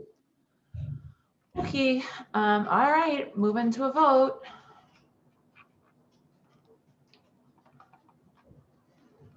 Michelle Coopersmith, yes. Jesse texted me, yes. David Crane. Yes. And Paul. Yes.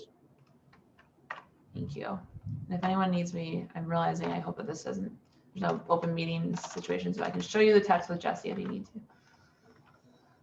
Okay, thank you, applicants. The office will send you the stipulations tomorrow morning. Please sign and return expediently. Thanks, guys. Have a great night. Thanks for your time. Okay.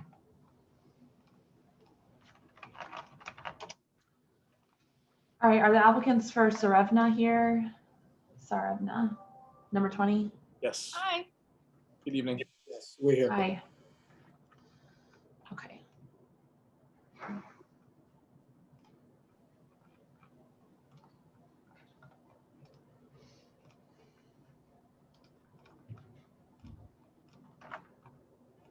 Okay. In the chat now, if you'd like to follow along.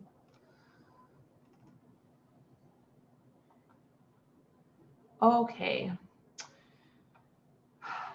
This is an application for 154 Orchard Street, Tzarevna, which currently has a restaurant wine license, is seeking an upgrade to an on-premises liquor license. It is a restaurant that serves American French food at 15 tables with 30 seats and one L-shaped bar with 10 seats. Hours of operation all days are 11:30 a.m. to 12 a.m. There are 39 full on-premises liquor licenses within 500 feet per the SLA map.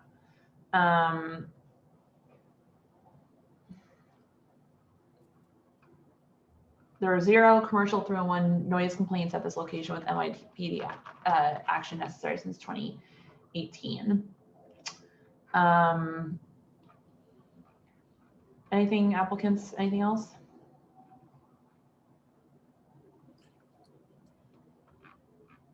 Good evening. Oh, sorry. No, go ahead. I'm their attorney, but I'd let Ricky and Maria speak to the. Okay, go ahead. Good evening, everyone. We just want to introduce ourselves. We're a young married couple. We've had the restaurant for 3 years now. We're a mom and pop. It's just us. So we completely understand any concerns for the neighborhood. I lived in Lower East Side for 10 years as well, and we lived there for 2 years before we recently moved. We're basically here for the community. We are also one of the few remaining Eastern European restaurants left in the neighborhood, especially the Lower East Side. We're the only one left. And we just want everyone to be assured that we really are here for you guys. During the pandemic, we donated over 300 meals a week to local organizations such as Education Alliance, Bowery Mission, and other organizations through City Harvest. So we just want you all to know that we are here for you guys as well. Thanks.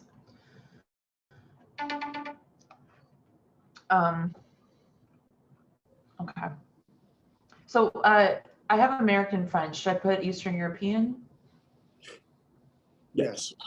So, and I wanted to send in the updated menu that they're currently offering. I'll put it in the chat, links to it in the chat if you wanted me to do it. I couldn't upload it. Yeah, that'd be great. That'd be great. Thank you. I can just interject an amusing comment because it's been a long meeting. I grew up in an Eastern European household, and I don't know that it's different than American food. It's very different. But he's not wrong to a certain degree either. I don't think my mom made me khachapuri, but okay. Mom didn't make me much of anything though, so that's not a good comparison. Sending over, it really is a little better than the former menu, if I may say. It is more exquisite. I would say that. So I invite you to take a look at it. Yes, thank you for sharing with us. Oh wait. We've been operating for 2 years now with this menu. So we've been running Russian food for quite some time. Wait, okay, sorry, wait guys, I have to send this to everyone. I forgot that it only goes to me. Oh, Russian food. Well, that's much better. I got Polish food.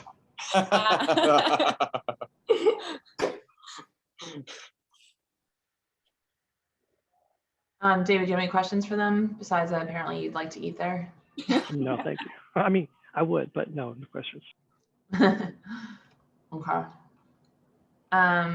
Okay, anyone from the community here to speak, please raise your hand. Okay, DM, hold on one second. Let me just get the timer up. You don't have to, go ahead. really quick. We're supporting them. They're a great little business in the neighborhood. We think business like this should be in the neighborhood. We've been championing them. We think this is the kind of thing our neighborhood needs. And we appreciate them so much. And we look forward to them succeeding. And they're reasonable and they're a real restaurant and they're not doing anything that's going to harm this neighborhood. So I hope you'll give them the license. I think you will. And we appreciate them. That's so sweet. Thank you so much for your kind words. Thank you. Thank you. Thank you. Yeah, everyone thinks we go after certain applicants.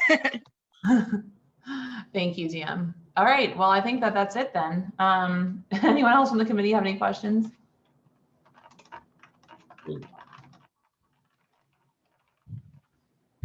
Okay.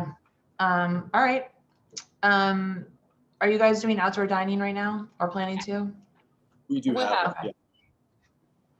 So you've heard me say this many times. We're going to do the 10 p.m. unless just for consistency's sake, now that the city has changed the rules. We never anticipated that folks would be able to be outside till 4 a.m. Who knew?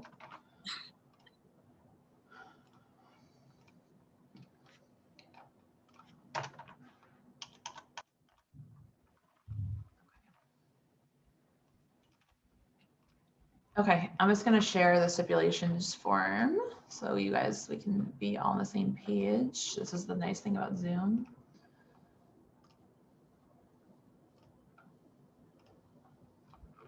Okay. So Ricky Delinsky, this is an application for a liquor, wine, beer, and cider license. You'll operate a full-service Eastern European restaurant with the kitchen open and serving food during all hours of operation. Opening no later than 11:30 a.m. to 12 a.m. all days. You'll close any front or rear facade doors and windows at 10 p.m. No DJs, no live music, no promoted events, no event at which a cover fee is charged, no scheduled performances. You'll play ambient recorded background music only. You'll not apply for an alteration without coming back to us. No change in class without coming back to us. You'll not participate in pub crawls. No unlimited drink specials. If you have a happy hour, will end at 7 p.m. No wait lines. You'll have a staff person responsible for ensuring no loitering outside. You'll post all these stipulations outside your or inside your business, excuse me, and residents may contact you, Ricky, at this number. And outdoor dining only until 10 p.m. Does that all sound good? Yes, the only thing to note is that actually at the top of the page, our LLC name is actually It's Their Hospitality, comma LLC, not okay. Yeah. Got it. All good. Okay, I'm just changing in the resolution as well before I forget.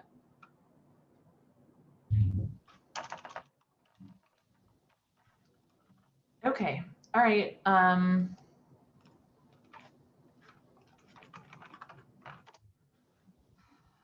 All right, I'm gonna move this to a vote then.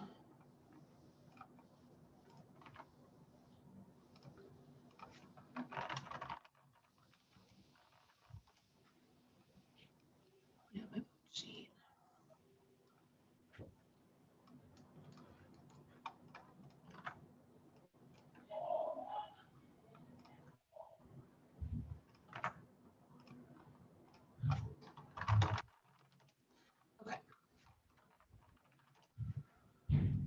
Okay, Michelle Cooper Smith, yes. David Crane, Yes.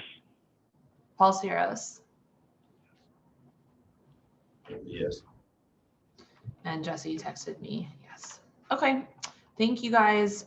We will send you the stipulations tomorrow morning. Please sign and return as quickly as you can. It's very appreciated if you do so. Thank you all so for much. your time. Thank you. Thank you, everyone. Thank you. Thanks for your time. Okay. Thank you.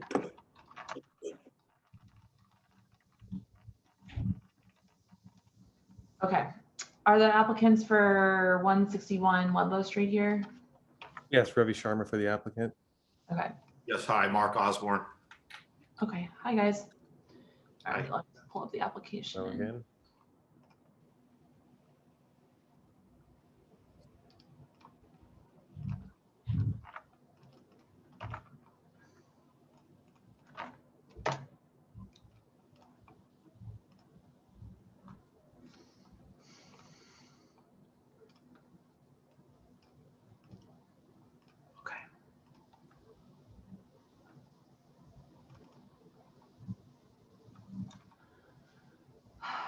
Okay, so this is an application for a new on-premises liquor license at 161 Ludlow Street for called Tenement. I don't believe you have a corporate name yet. Is that accurate? No. Okay. This location was previously No Fun, which was licensed from 10 a.m. to 4 a.m. all days. This applicant is asking for Sunday to Wednesday, excuse me, opening all days at 11, closing Sunday to Wednesday, 1 a.m., Thursday to Saturday, 2 a.m. Is that accurate? It's a little different. It's on the Saturday and the Sunday, it's 11 a.m. On all days, it's otherwise 5 p.m. And then it changes. Okay. The evenings are different. Okay, so 5 p.m. to 1 a.m. Sunday to Wednesday, 11 a.m. to 2 a.m. Thursday to Saturday. So it's 5 p.m. to 2 a.m. Yeah, 5 p.m. to 2 a.m. Monday through Wednesday. And then Thursday, Friday, Saturday, Thursday and Friday would be 5 p.m. to 4 a.m. Saturday is 11 a.m. to 4 a.m. and Sunday is 11 a.m. Also a brunch time to 2 a.m. So it's actually. Okay, okay. All right, I don't know how I messed this up so badly. I have it correctly in the resolution, just not in my notes. Okay. I'm just gonna put it in the chat because it's confusing. Okay. So this is for a restaurant with early American food with a immigrant theme. This applicant previously managed Kush, which was on Orchard Street and then Christie Street. There are 28 active full on-premises liquor license within 500 feet of this location. And there are This is a certificate of occupancy of 150 people. They're asking for 9 tables and 36 seats, one 20-foot L-shaped bar with 11 seats, and one other foot bar, if you could tell me how long the other bar is, with 5 seats. So that's a total of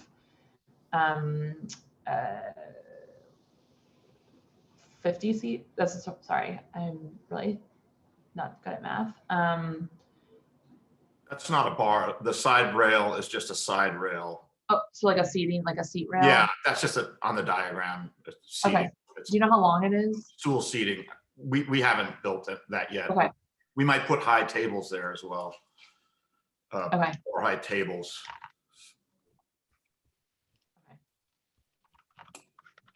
So how many total seats is it, you think? 16, Total, well, the diagram is 30, shows 7. We think we can fit about 7 tables, four person tables in the back room. And then there'll be 2 in the front area there. Okay. I'm just trying to figure out. So it's really 9 tables. It's a pretty small space. We're trying to work with the existing layout. Like 52 seats, is that accurate? Yeah. Okay. Yeah. Okay, just because it has a big C of O, so just trying to clarify. Okay, anything else to add there to clarify? No. Okay.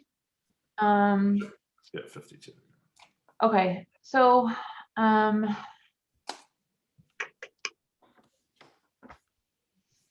you just talk a little bit about what you're envisioning for this space? I know this is typically Herman's question, but it has very late hours. So I'm curious to have us understand, and if you could talk a little bit about your experience with Kush also, that'd be really helpful. Sure. Well, my experience in the Lower East Side was from 1998 to 2012, really. And the original Kush was at 183 Orchard Street. And that was a Moroccan theme, kind of loungy place with appetizers. And we ran there for 7 years with no complaints, no issues with our neighbors. And got pushed out by they built the Thompson Hotel. So we kind of got squeezed out around 2004. We then relocated to 191 Christie to a larger space where we put in a full kitchen. And so we continued the same theme, kind of a Moroccan loungy vibe, and had, again, another 7 years there with no issues with the community.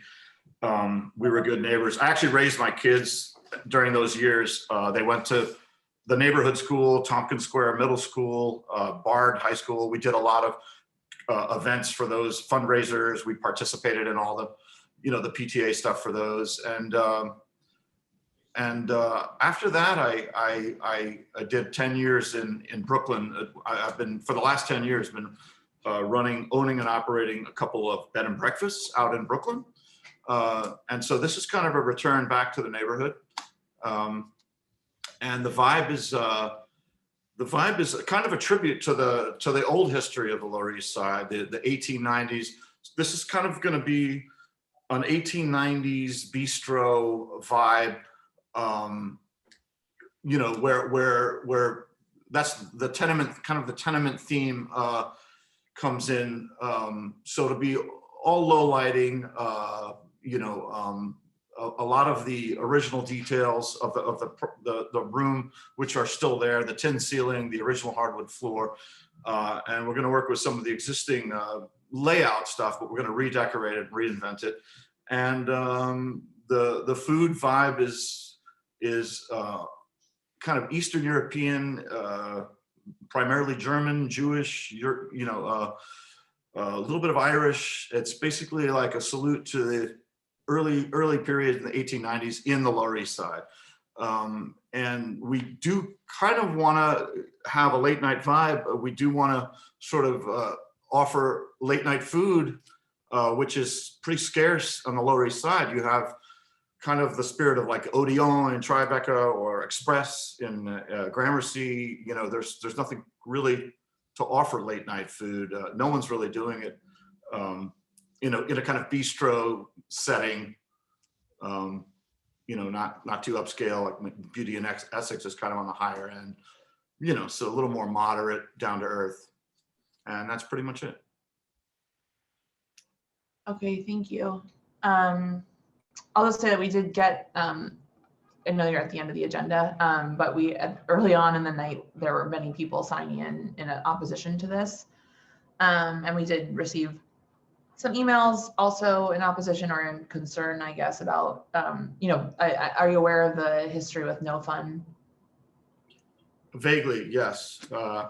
We have no affiliation with them, and I have a 15 years as a good operator background, so it was a little upsetting to read some of that and hear about some of that as I was looking at this particular space. But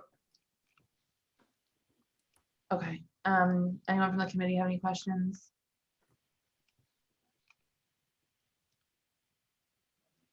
Okay with it, just the hours.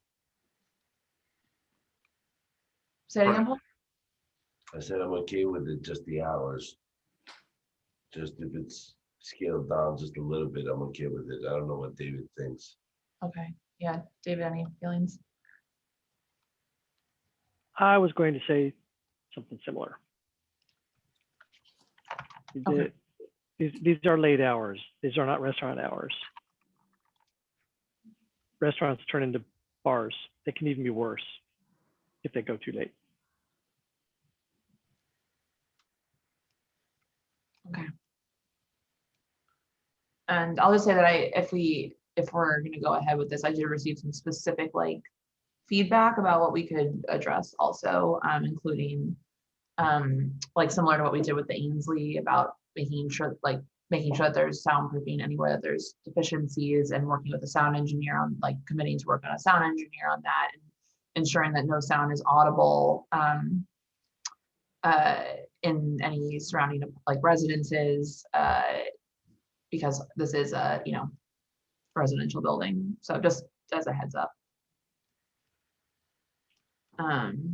Okay, I'm gonna go to the community to let them speak. The first hand I see is Len. Yes, hello. Go ahead. I'm a member of the Lower East Side community for all my life, and my mother actually grew up in a tenement in Fort Street, so I'm glad that I'm interested in the name, the tenement. I also have to disclose that I used to work at No Fun. I used to be a worker there at No Fun, to put a little more interesting spin on it. But it sounds like a good idea, like a restaurant, and it sounds like it's a restaurant theme and stuff like that, maybe a little more chill than No Fun in its own capacity. It sounds like a good idea. So I definitely visit as a member of the Lower East Side for 30 years, and so many years my family goes back. So that's how I feel about it. Thank you, Len. Okay, the next hand I see is Marla. Hi, I'm Marla. I live above you. I'm right above 161 Ludlow, and I have a lot of concerns. And first of all, I'm concerned about that the notification that you gave. Nobody in my building, including myself, were notified about what was going on downstairs. And with that, it's concerning to me that you have no sort of concern with or lack of communication, concern for your neighbors. And I'm also concerned about the noise, and with when looking at the about the pre-existing soundproofing. I don't think that pre-existing soundproofing is going to be adequate for what the concerns are that I have being right above you. Also, I'm concerned about that the people outside, whether or not it's going to be an issue with folks going from your establishment and sitting on for me getting in. And there are a lot of other things with the HVAC and the exhaust units, which I'm completely like across from. And I'm kind of against it unless you're open to sort of discussion and communication with me and other tenants in the building. Well, I'm sorry. I'd be certainly open to talking with you. We put the notice up, the 7 days. I mean, we're absolutely, I'd be very open to discussing, anything with you. I'd love to communicate with you, but I'm concerned that you put the notice on the entrance to the bar and didn't put the notice on the entrance where the residents walk into the building. And we didn't see it. And I just was lucky to see it yesterday. And with that, it makes me think that you're not open to communicating with the residents and not open to being that. But I'd like to chat with you and talk about what your plans are and what you want to do and how we can sort of live together above each other, because I'm right above you. I'm literally right above you, and we'll get to know each other, I hope. But if you're not going to be willing to accept what the community and what the residents have, then we won't be living above each other. But if we are, then let's start talking. And that's what I'm interested in. Okay. I'll just say that, Marla, I appreciate your point. So I guess this is sort of because for those who aren't aware, there are two, there's like the 161 to the entrance to the restaurant and 161 entrance to the residence. 10 feet away from each other. It's not required. I just need to clarify that. And I understand you're totally, you have your point about it, but I just have to say from the community board's perspective, it's not required to post it on both doors. I appreciate you saying that. Thank you. Yeah. And Marla, I think you were the one who had emailed the ideas. So thank you. Yes, I did. Thank you for listening. I appreciate that. Yeah, I've been on listening to you guys for 3 hours now. So it's been a long night for me. So well, yes, we're right there with you. Gotcha. Okay. The next hand I see is DM. DM, go ahead. So to Marla's point, I wanted just to emphasize, Ravi, been talking about the COC, so he could have reached out. The client never reached out to our group, and he's not required to, but it would make sense to knowing the history of No Fun, knowing history of this neighborhood, not to reach out to the community group makes no sense, because Marla, all these people that live in that building, the people that live across from it, Tom, Anna, all of these people would have sat down and talked to you about this plan.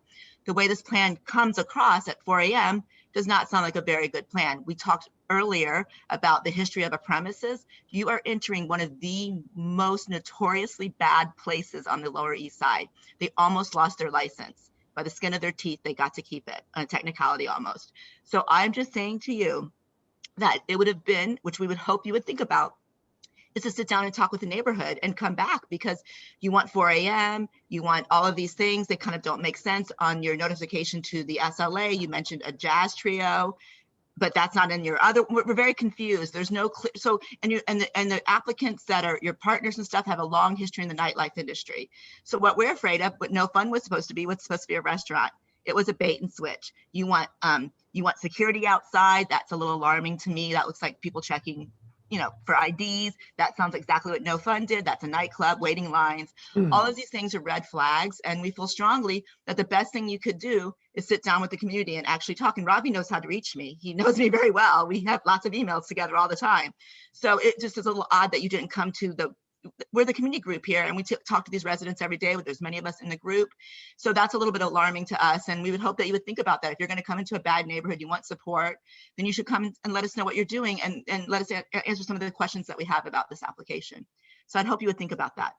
And I hope the committee understands that they did not reach out to the community board. I can address that to the chair. Well, I mean, Robbie, fine. We have in the DM. I understand that we have a copy of an email from Robbie to you, and the Orchard Street Block Association on April 29th. Okay, well, I didn't, you know, I'm pretty good about that stuff. So I do not have that. It could have been oversight or whatever, but he should have pinged me more or whatever. I mean, we're just a volunteer group, but we always respond, and we're pretty, I mean, you can say many things about us, but we are responsive and we talk to everyone. And the Orchard Street block has nothing to do with Ludlow. Yeah, thanks, Marla. I just was trying to be transparent about who that was on the email. No, I appreciate that, but I'm just saying there could have been an oversight, and I won't say that we didn't get it. I'm just saying that we didn't. Totally understand. Thank you. Okay, David, go ahead. Here. So I saw 4 prior liquor license on the application paperwork, and I heard the applicant say he posted those signs up for the community to see 7 days before. If you have 4 liquor licenses in the past, you know you post those 30 days before. I'm concerned there's something sneaky going on. I do contradict Marla if she was the one that said Orchard Street has nothing to do with Ludlow Street. I'm probably due east of where No Fun is, and there's a very low building, which is the notorious Skinny. And all the noise from Ludlow Street just echoes down through there all the way over to Orchard Street. So we do get a lot of the noise from Ludlow Street coming our way. The late hours are a concern, and if I saw correctly, 150 people is not what I consider a small space. Also, the sidewalks are incredibly narrow right there. So thank you. Thank you, David. Susan, do you want to just say something? Yeah, the community board instructions are to post 7 days. The SLA requires a longer posting at a different period that has nothing to do with the community board. Okay, thank you for clarifying. Anna, go ahead. Anna, I see your hand up. Yes, hi, sorry. Go ahead. I was trying to unmute. Yes, I live on Ludlow Street, right across from the old No Fun. And I can just say that the block is extremely troubled by anything new coming in, especially once we've got rid of a bad tenant. So I would hope that there were more information. I find the hours concerning, because a restaurant really, in my books, doesn't need to be open until 3 in the morning. And I think a space for 150 people, but you have tables for 50 people, does not make sense when you own a restaurant. Every restaurant owner that I know would know exactly how many seatings has to have every night to turn around a profit. So I have a few questions. I don't think that this is really clear. Maybe it's not ready to be in front of the community, but something is not 100%. And if you've had restaurants, I think you would agree with me that you would know how many seatings you need to have, how many tabletops per night. That's all. Okay, thank you, Anna. Thanks. Okay, Mark or Ravi, do you care to respond to any of that? I could say that the diagram that's presented to the community board is the same as what's going to be presented to the liquor authority. The diagram is accurate, and the seats are approximately 50 to 52 seats. The fact that the C of O is a large number has nothing to do with the amount of seats that are planned to be put there, and it is a small space. And I don't actually frankly know how you fit 150 people into that space unless they're literally standing shoulder to shoulder. That's not what's planned for this location whatsoever. Yeah, that's just the pre-existing C of O obtained by the prior establishment. That's the confusion there. We're not going to use that plan or whatever. We have a different seating plan, and I think these things are done with a high plan and a low plan. I guess if you took out all the tables, so. Okay. Thanks, Mark. And Mark, I mean, do you want to just, you know, of course, we do not require community engagement, but do you just want to? Yeah, I mean, let me just say that I was very engaged with my community all the years I was on Orchard, and I guess due to COVID, you guys no longer do the petition. So I just didn't, I'm coming back into this business, and I just assumed, you know, so Marla, I'm sorry, I didn't reach out more. And also this has been a very quick, we actually haven't even signed a lease, and this is sort of like, you know, a little ahead of the thing. So we can definitely talk, and I'm happy to address your concerns. So. Well, would you consider withdrawing then and coming back next month while you have time to do that? If you haven't even signed a lease yet, or no? Well, we're negotiating it, so we've been, you know, the ball has moved quite a bit. So. I'd be happy to talk to you about it. But I'd be happy to speak with you. Okay. All right. Okay. David Troutman, do you have anything specific to ask them? Just a general comment. If the State Liquor Authority requires a posting 30 days in advance to give the community advance notice, it's extremely concerning that the community board only requires 7 days. It seems the community board should follow New York state law. No, it's a different notification. Ours is before the meeting. Theirs is way down the road. I mean, Ravi may know when it is. It's after everything leaves the community board. So it also is it's not on the agenda, if I can just say. Right, there's a number of notices. One is the 30-day notice of the community board, which is in writing to the community board.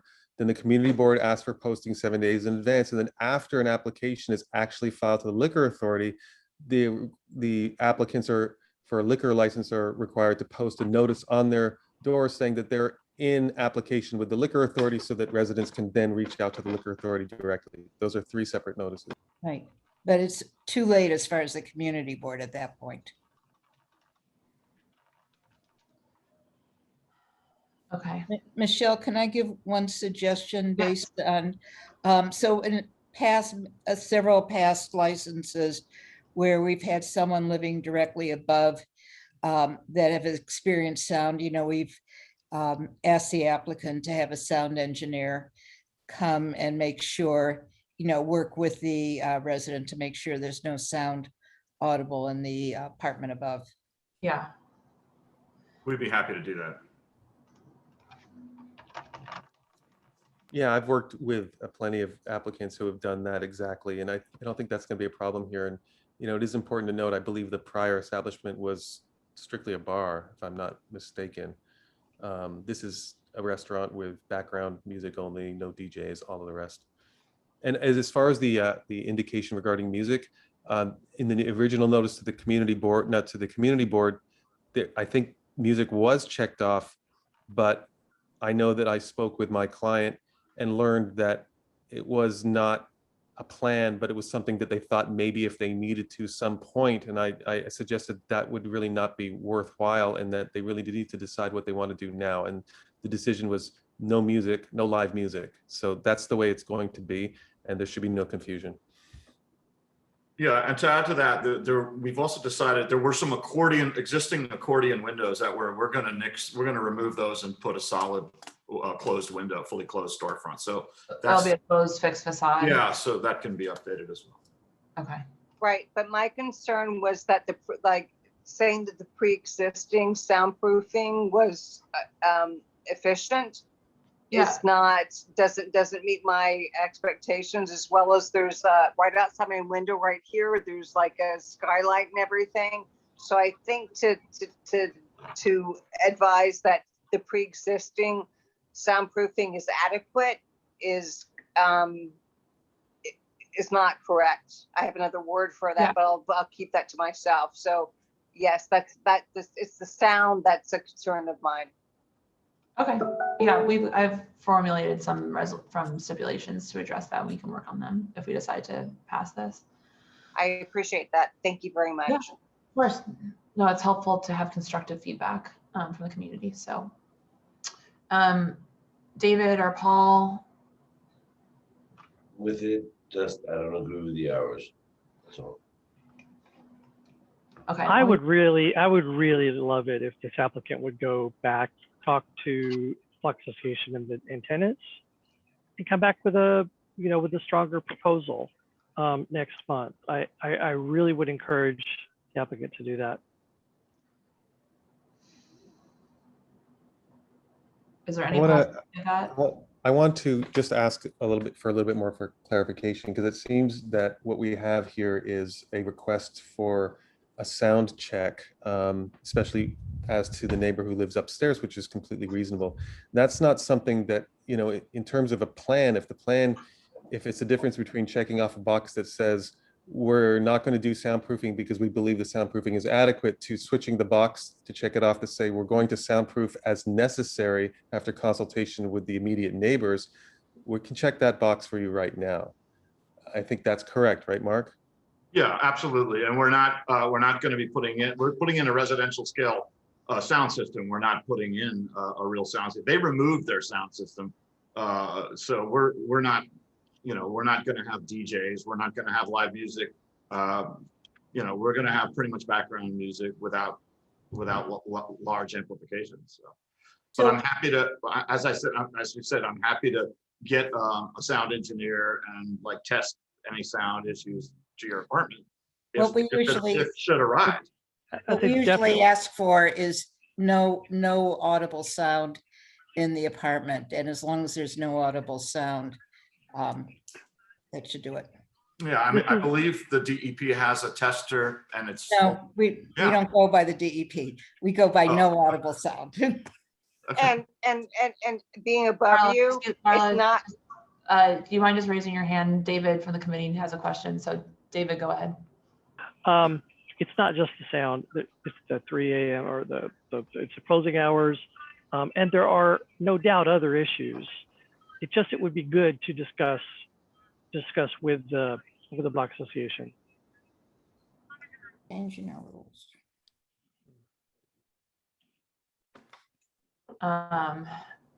David, does that mean, are you a no if we promulgate this month? I'm undecided at the moment.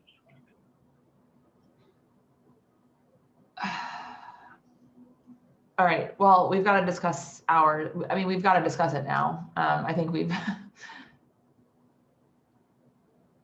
at, I don't know. I mean, it's clear that there's two things. There's concerns about sound. There's concerns that there wasn't outreach, which is not required, of course, but it is a highly saturated area. So we've just got to decide what we're going to do, David and Paul. I just have a problem with the hours. I lived in Washington for like 10 years. I mean, I get that if the sound was removed because I knew no fun, and their sound system, the bass was insane, it was clearly insane. If they put a regular sound system, then I'm okay with the place if it's a restaurant and the hours are cut down just a bit. Yeah, we're playing mostly old jazz, ragtime as background music, Dixieland. It's a totally different thing. I hear you, man. I hear you. Like my places, the Best Buy speakers, no one has a complaint. People live above, all three places. Nobody has a complaint. As long as there's no bass to it. Yeah, no subwoofers. Yeah. If there's no bass in general in the actual speaker and it's toned down, then there's no problem. So it's up to you, really. But the hours, Ludlow, that space, people have a bad taste. So no matter what you do, you're always gonna have complaints. I think you should tone down the hours a bit, and you will be okay if it's a restaurant. Because really, you know this and I know this. I'm in the same business. You don't make money past 1 o'clock. So, it's up to you. This is my take on it. Now the rest can decide. Is it the weekday hours or the weekend hours that you have a specific issue with? Me, Ravi, I don't have a problem with anything. It's just that, you know, we all know this, the block. I told you this, I've lived there for like 10 years in 165 Ludlow, close to Max Fish. I loved it. I had never had a problem with it. But now it's like, you know, if it's a restaurant, it should not go past 1 o'clock. Because either way, you know, people ask all these hours, but, you know, people ask for Sundays, 2 o'clock. You're not making any money past like 11 o'clock anyway. So I don't know why everyone is asking for all these hours. So the weekend, you know, you really don't make any money past 1:30, maybe 2 o'clock, and that's Friday, Saturday. The rest of the days, I would say Sunday, 12 o'clock, there's nobody that's gonna be there, so you're not gonna spend any money on payroll.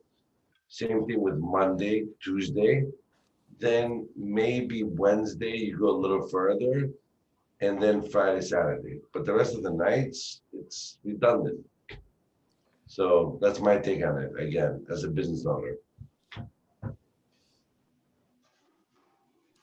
Paul, are there hours that you would like to see him say yes to? Particular hours? Listen, to me, on that space, knowing the neighborhood, and again, because I lived there for so long,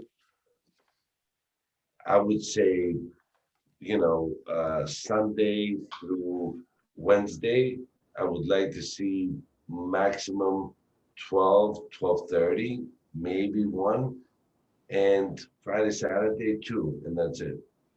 Because you're not gonna make any money past that. I mean, maybe you're better than me. I mean, I always. Midnight 2 a.m. closing is typical. I'm just saying. I mean, there is a late night dinner tradition in New York City, Blue Ribbon in Soho, L'Express, you know, from way back, Odeon, and Cafeteria in Chelsea. You know, so I think it's a value to have late night food. Some of these drunk people stumbling around would do well to have some food as well. So, I mean, maybe we could do 3 a.m. Saturday. I've been to the place tons of times, and I've been to the Turkish gyro place next to Katz's Deli before it became a building. I've lived there. We all know nothing good happens at those times. I mean, we all know that. I mean, we've been around. I grew up here. I mean, I don't know what to say. I mean, we all know this. We're just hiding behind something. So, yeah. I think that's, your points are completely valid.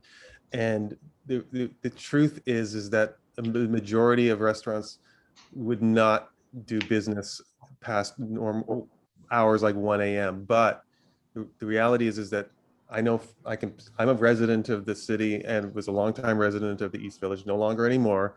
I've gone back and forth between Brooklyn and New York a few times.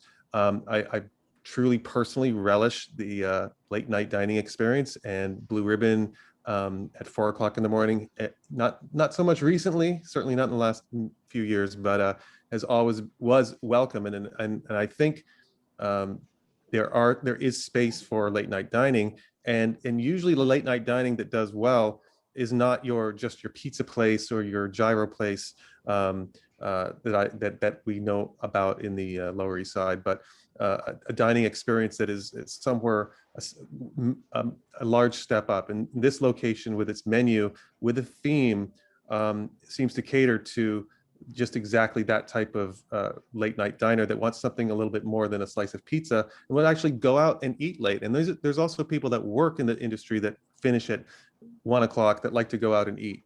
And I know that for sure, knowing this industry very well. And so I think everybody should be able to try their business plan and enter into stipulations that hold them to those that business plan. And so this is a quiet restaurant. Also, I want to say I represent a place that has the theme of of this 1920s and 1930s. And I can tell you, anybody go listen to a record from the 1920s or 1930s, there's no bass in any of those records. So not only will the sound system not have a loudness factor, but the type of music isn't the type of music that is loud. We're not talking about live music, obviously.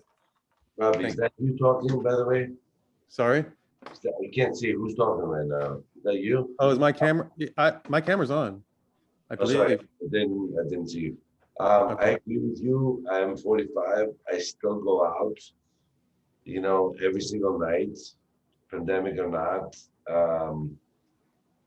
I agree with you, but there has to be a little bit of, dude, trust me, I want, you know, I miss old New York. I want a place to thrive. I'm with you. I own places and I scream at them, at my people every night. There has to be somewhat of a control. And I've lived on 165 Ludlow, right next to there, and No Fun was not, you know, I knew Johnny, but I didn't, you know, I wasn't there for that time. And I believe your client could do a really good job. But I don't think he needs all those hours. That's what I'm saying. Now, whatever the committee says, they say, like, I think it could be good, and then you extend the hours. If you think the hours or whatever, you come back and you extend it. Again, it's not up to me, it's up to the whole committee, so. I agree with Paul. It's like, I mean, you're coming into an area that's saturated. You heard everything that happened earlier with the cock. Like, this is not where Odeon is. This is not where Blue Ribbon and Soho is. It's just a different space. And if you want to try and get 4 a.m., I just don't think we're going to do it tonight. So that's the room I'm reading right now. These hours to me seem more reasonable as well. And I understand there's a tradition of late night dining in New York. That street does not strike me for that kind of thing. I mean, you know, Odeon's on a busy street in Tribeca. So 2 a.m. is late. I mean, I stay out late. And I know that people in the industry want to eat out afterwards. It's just, yeah. Yeah, I mean, maybe we could do 3 a.m. on Saturday, you know, if, and then the rest of the night would be 3 a.m. on the weekends. But you're talking about Thursday through Saturday night, 3 a.m.s? Mark, you're talking about Thursday through Saturday, 3 a.m.? Yeah. Opposed to 4? Yeah, or Friday, Saturday. I mean, ideally it would be, Thursday, Friday, Saturday. That would be great, 3 a.m. And I don't even know if we're going to have the traffic even the other nights, but it'd be nice to have the option. And it is part of our business plan. It is our intention. Well, that's the thing. You may have, but you know, sometimes you may have you may be the 2 a.m. night on Wednesday, but not on Thursdays. And that's one of the issues, especially when putting together the business plan that you did with your investors to be able to justify a restaurant and to be able to do business in this climate.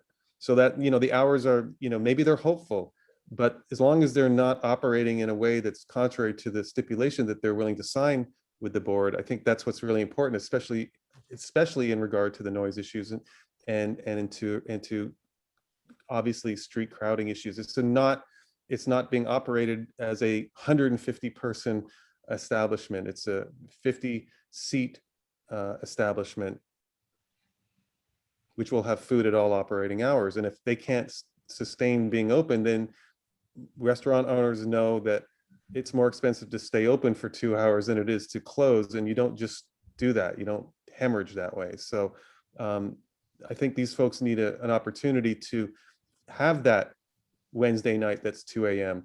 and offering 3 a.m. on the weekends. And if it's good and everybody's happy, then I would urge them, they would come back to talk to the community board for further hours.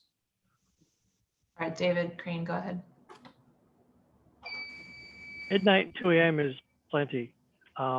There is not ever going to be, I just don't believe it, there will ever be a late night fine dining experience available at 161 Ludlow Street. If you're open till 3 a.m., it won't be operating as a restaurant at that hour. The risk is too great to stick another late night license at that location. Okay, yeah, I don't disagree. So David, are you okay? David, what are your feelings about these hours on the screen? Sorry, it's on the screen. Oh, I don't sorry, think I the screen shared. unshared. Okay. I was having screen sharing I problems. would love to see 12 a.m., 2 a.m. That's what restaurants Yeah. literally can operate with. They'll make more money that way anywhere. So I agree with that. I would just ask you, we do want you to obviously come to a resolution and a stipulation tonight. I would ask you to consider a little bit more, because if this can't fly, then my client will disappear, and I guess there'll be somebody else. And I think this is a good operator. This is a good menu. This is a track record that's proven, and a conscientious resident of the neighborhood.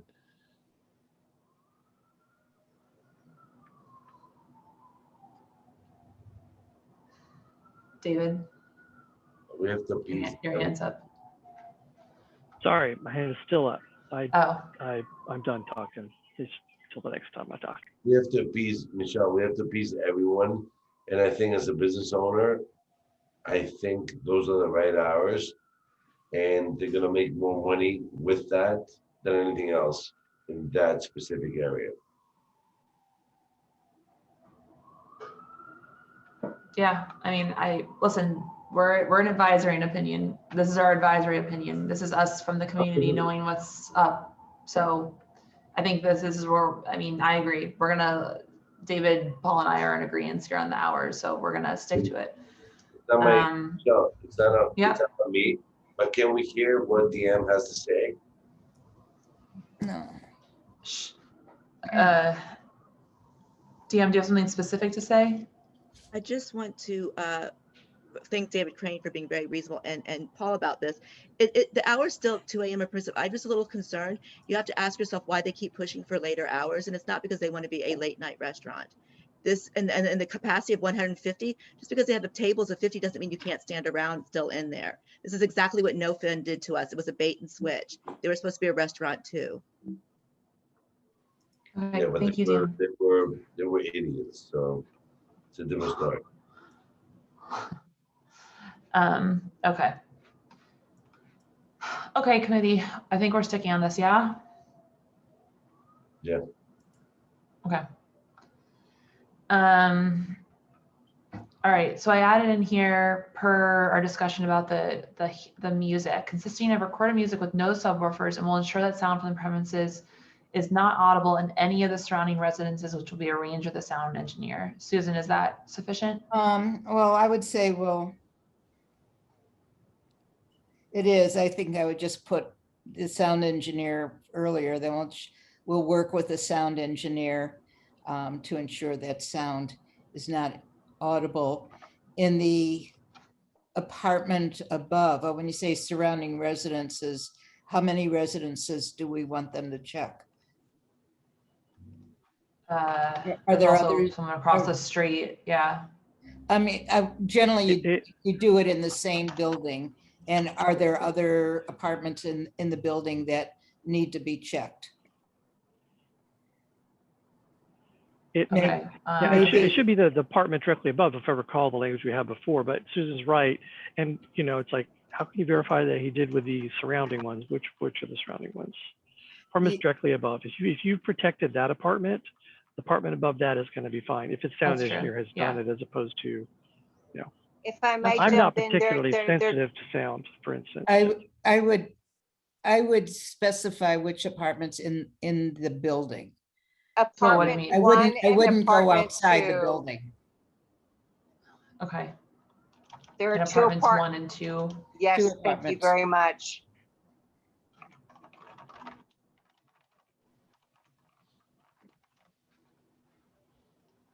Okay. Yeah, that should do it. Thank Okay, you. and then, sure, and then this is, it will install soundproofing anywhere that there are deficiencies are detected and forward the soundproofing plan to the CV3 office. Robbie, go ahead. I just want to, I'm trying to help my client out, and I do want, Yeah, of course. Go my ahead. client to be able to accept this stipulation if possible. And I want to ask you to reconsider 1 o'clock on the weekdays, even leaving midnight on the Sunday perhaps, but 1 o'clock on the weekdays. And I actually would say 1 o'clock on Sundays too, because the thing is that Sundays is an important night for those in the theater, which is hopefully coming back soon, industry and other industries, and also presents itself on long weekends as well. So I think 1 o'clock is not crazy late for eating food in New York City, I hope. Yeah, that'd be great. And we might not be open that late on a Monday or Tuesday, but on the holiday Sunday, we might, and some nights we might. Okay, thanks. And then this is another one of Marla's suggestion. It will ensure that the rooftop HVAC and exhaust units do not make any noise that is audible in the surrounding residences. Marla, should I put apartments 1 and 2 here as well? Yes, maybe that's- please. Okay. So those are on the extension.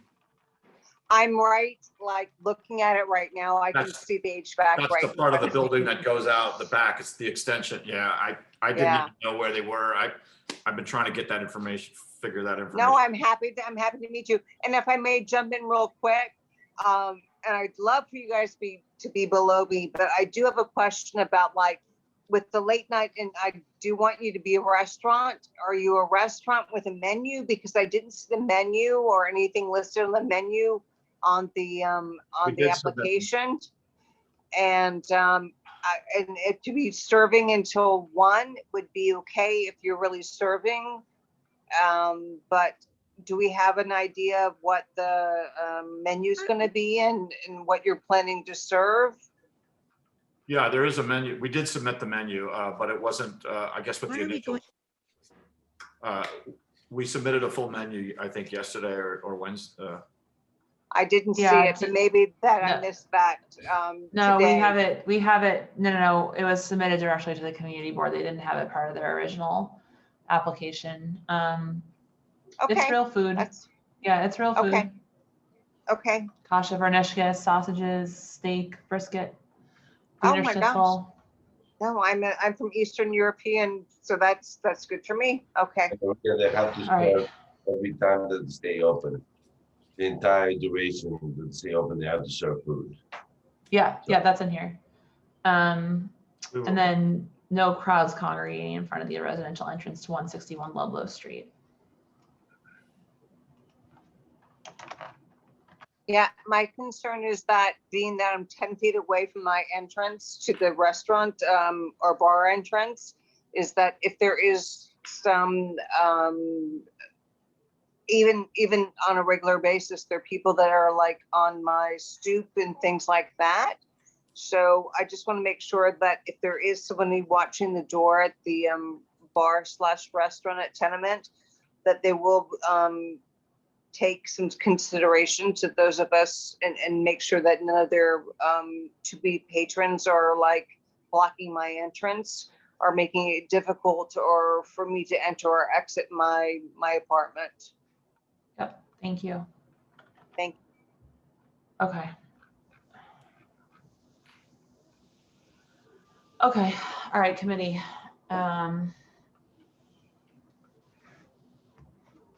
We've had a request for 1 a.m. David, Paul. I'm okay with it. I mean, they're gonna stay open that late. It's not gonna do the business. David? Food, keeps us food the entire time. Full kitchen, I'm okay with it. And if the sound is the way we say it, I'm okay with it. Okay, David? I'd rather not see it. So what are you thinking, Michelle? I don't know. I mean, they're agreeing to all the sound stuff. That's good. It's just, it's so hard to judge, I guess. Well, the sound stuff is not a heavy lift. You know, if they had said no to that, Yeah. I'd be a no. Sorry, You know, I'm just thinking out loud. But... I would like to send it up to the SLA like this and let the Okay. SLA negotiate it. That means that they might not sign it, the stipulations. And then the SLA will have this in front of them. Okay. The SLA doesn't really negotiate, I have to say. Yes, they do. Yeah, well, They depends. can't depend on that. They will have to make a decision.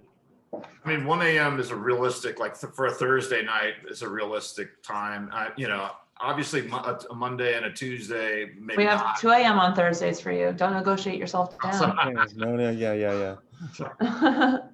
But I guess the point is 12 a.m. is a little on the early side if we're trying to establish a late night food business, you know, so.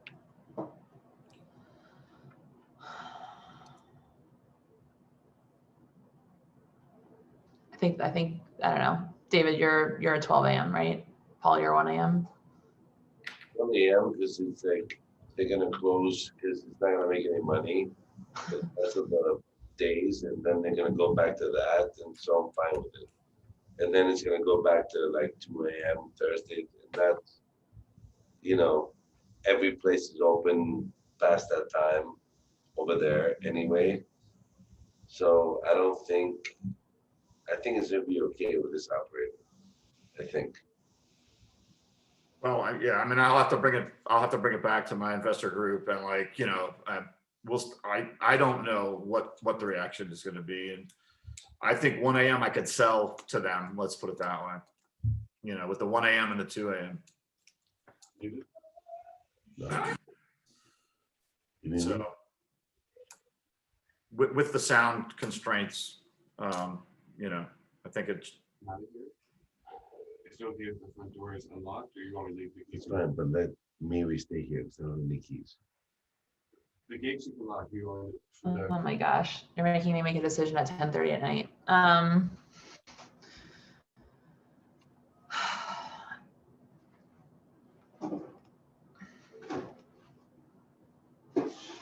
I'm sticking to this. I'm sticking to it. If the SLA wants to change it, they can do that.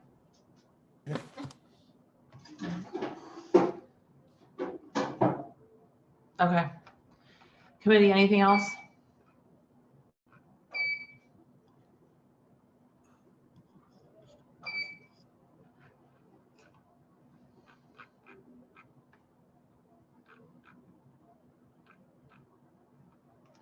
What's Jesse think about this? What? Where's Jesse? He had to drop off.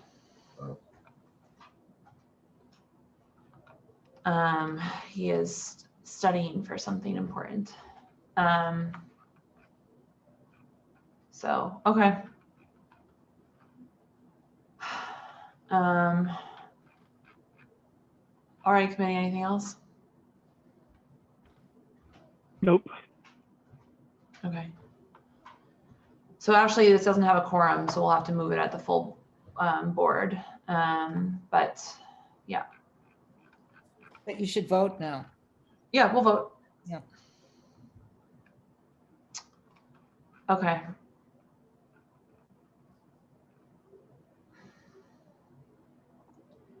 So I think we've gone through all the stipulations. I think we know everything at this point. We'll add these to the stipulations form.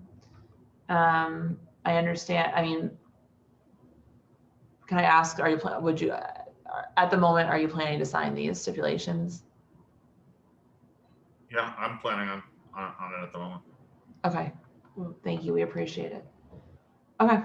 And I appreciate you guys and all your time. Of course, yeah. For the community, that's really a lot of work. Thank you. Don't worry, he's totally, oh, sorry, my mic is on. Okay. All right, committee, let's vote. And this is our final vote of the night.